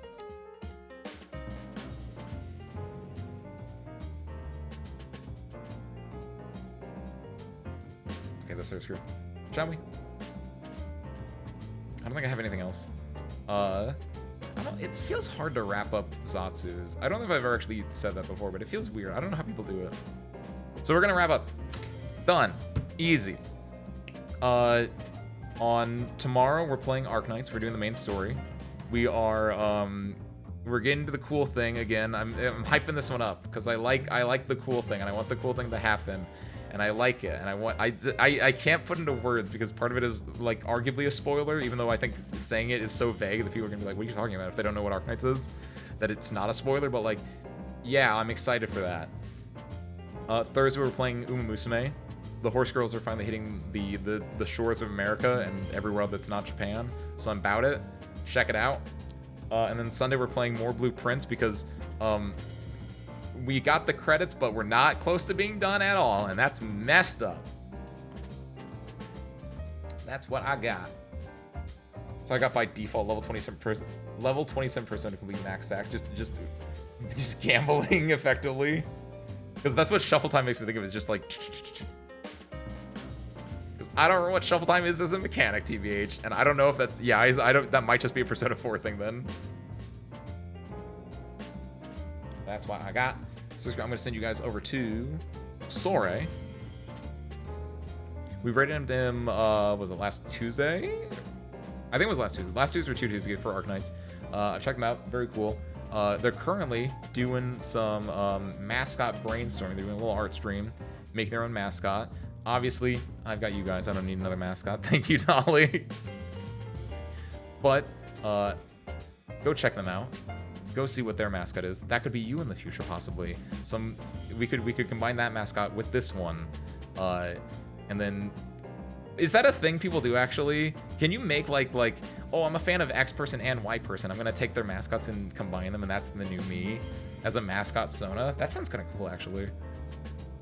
Unrelated though. Send you guys over there. Check them out. Go enjoy some art. Go chill out. With that though, I know nothing else. So. Thank you guys for watching. I hope you enjoyed it, and I hope to see you guys next time. Peace out, everyone.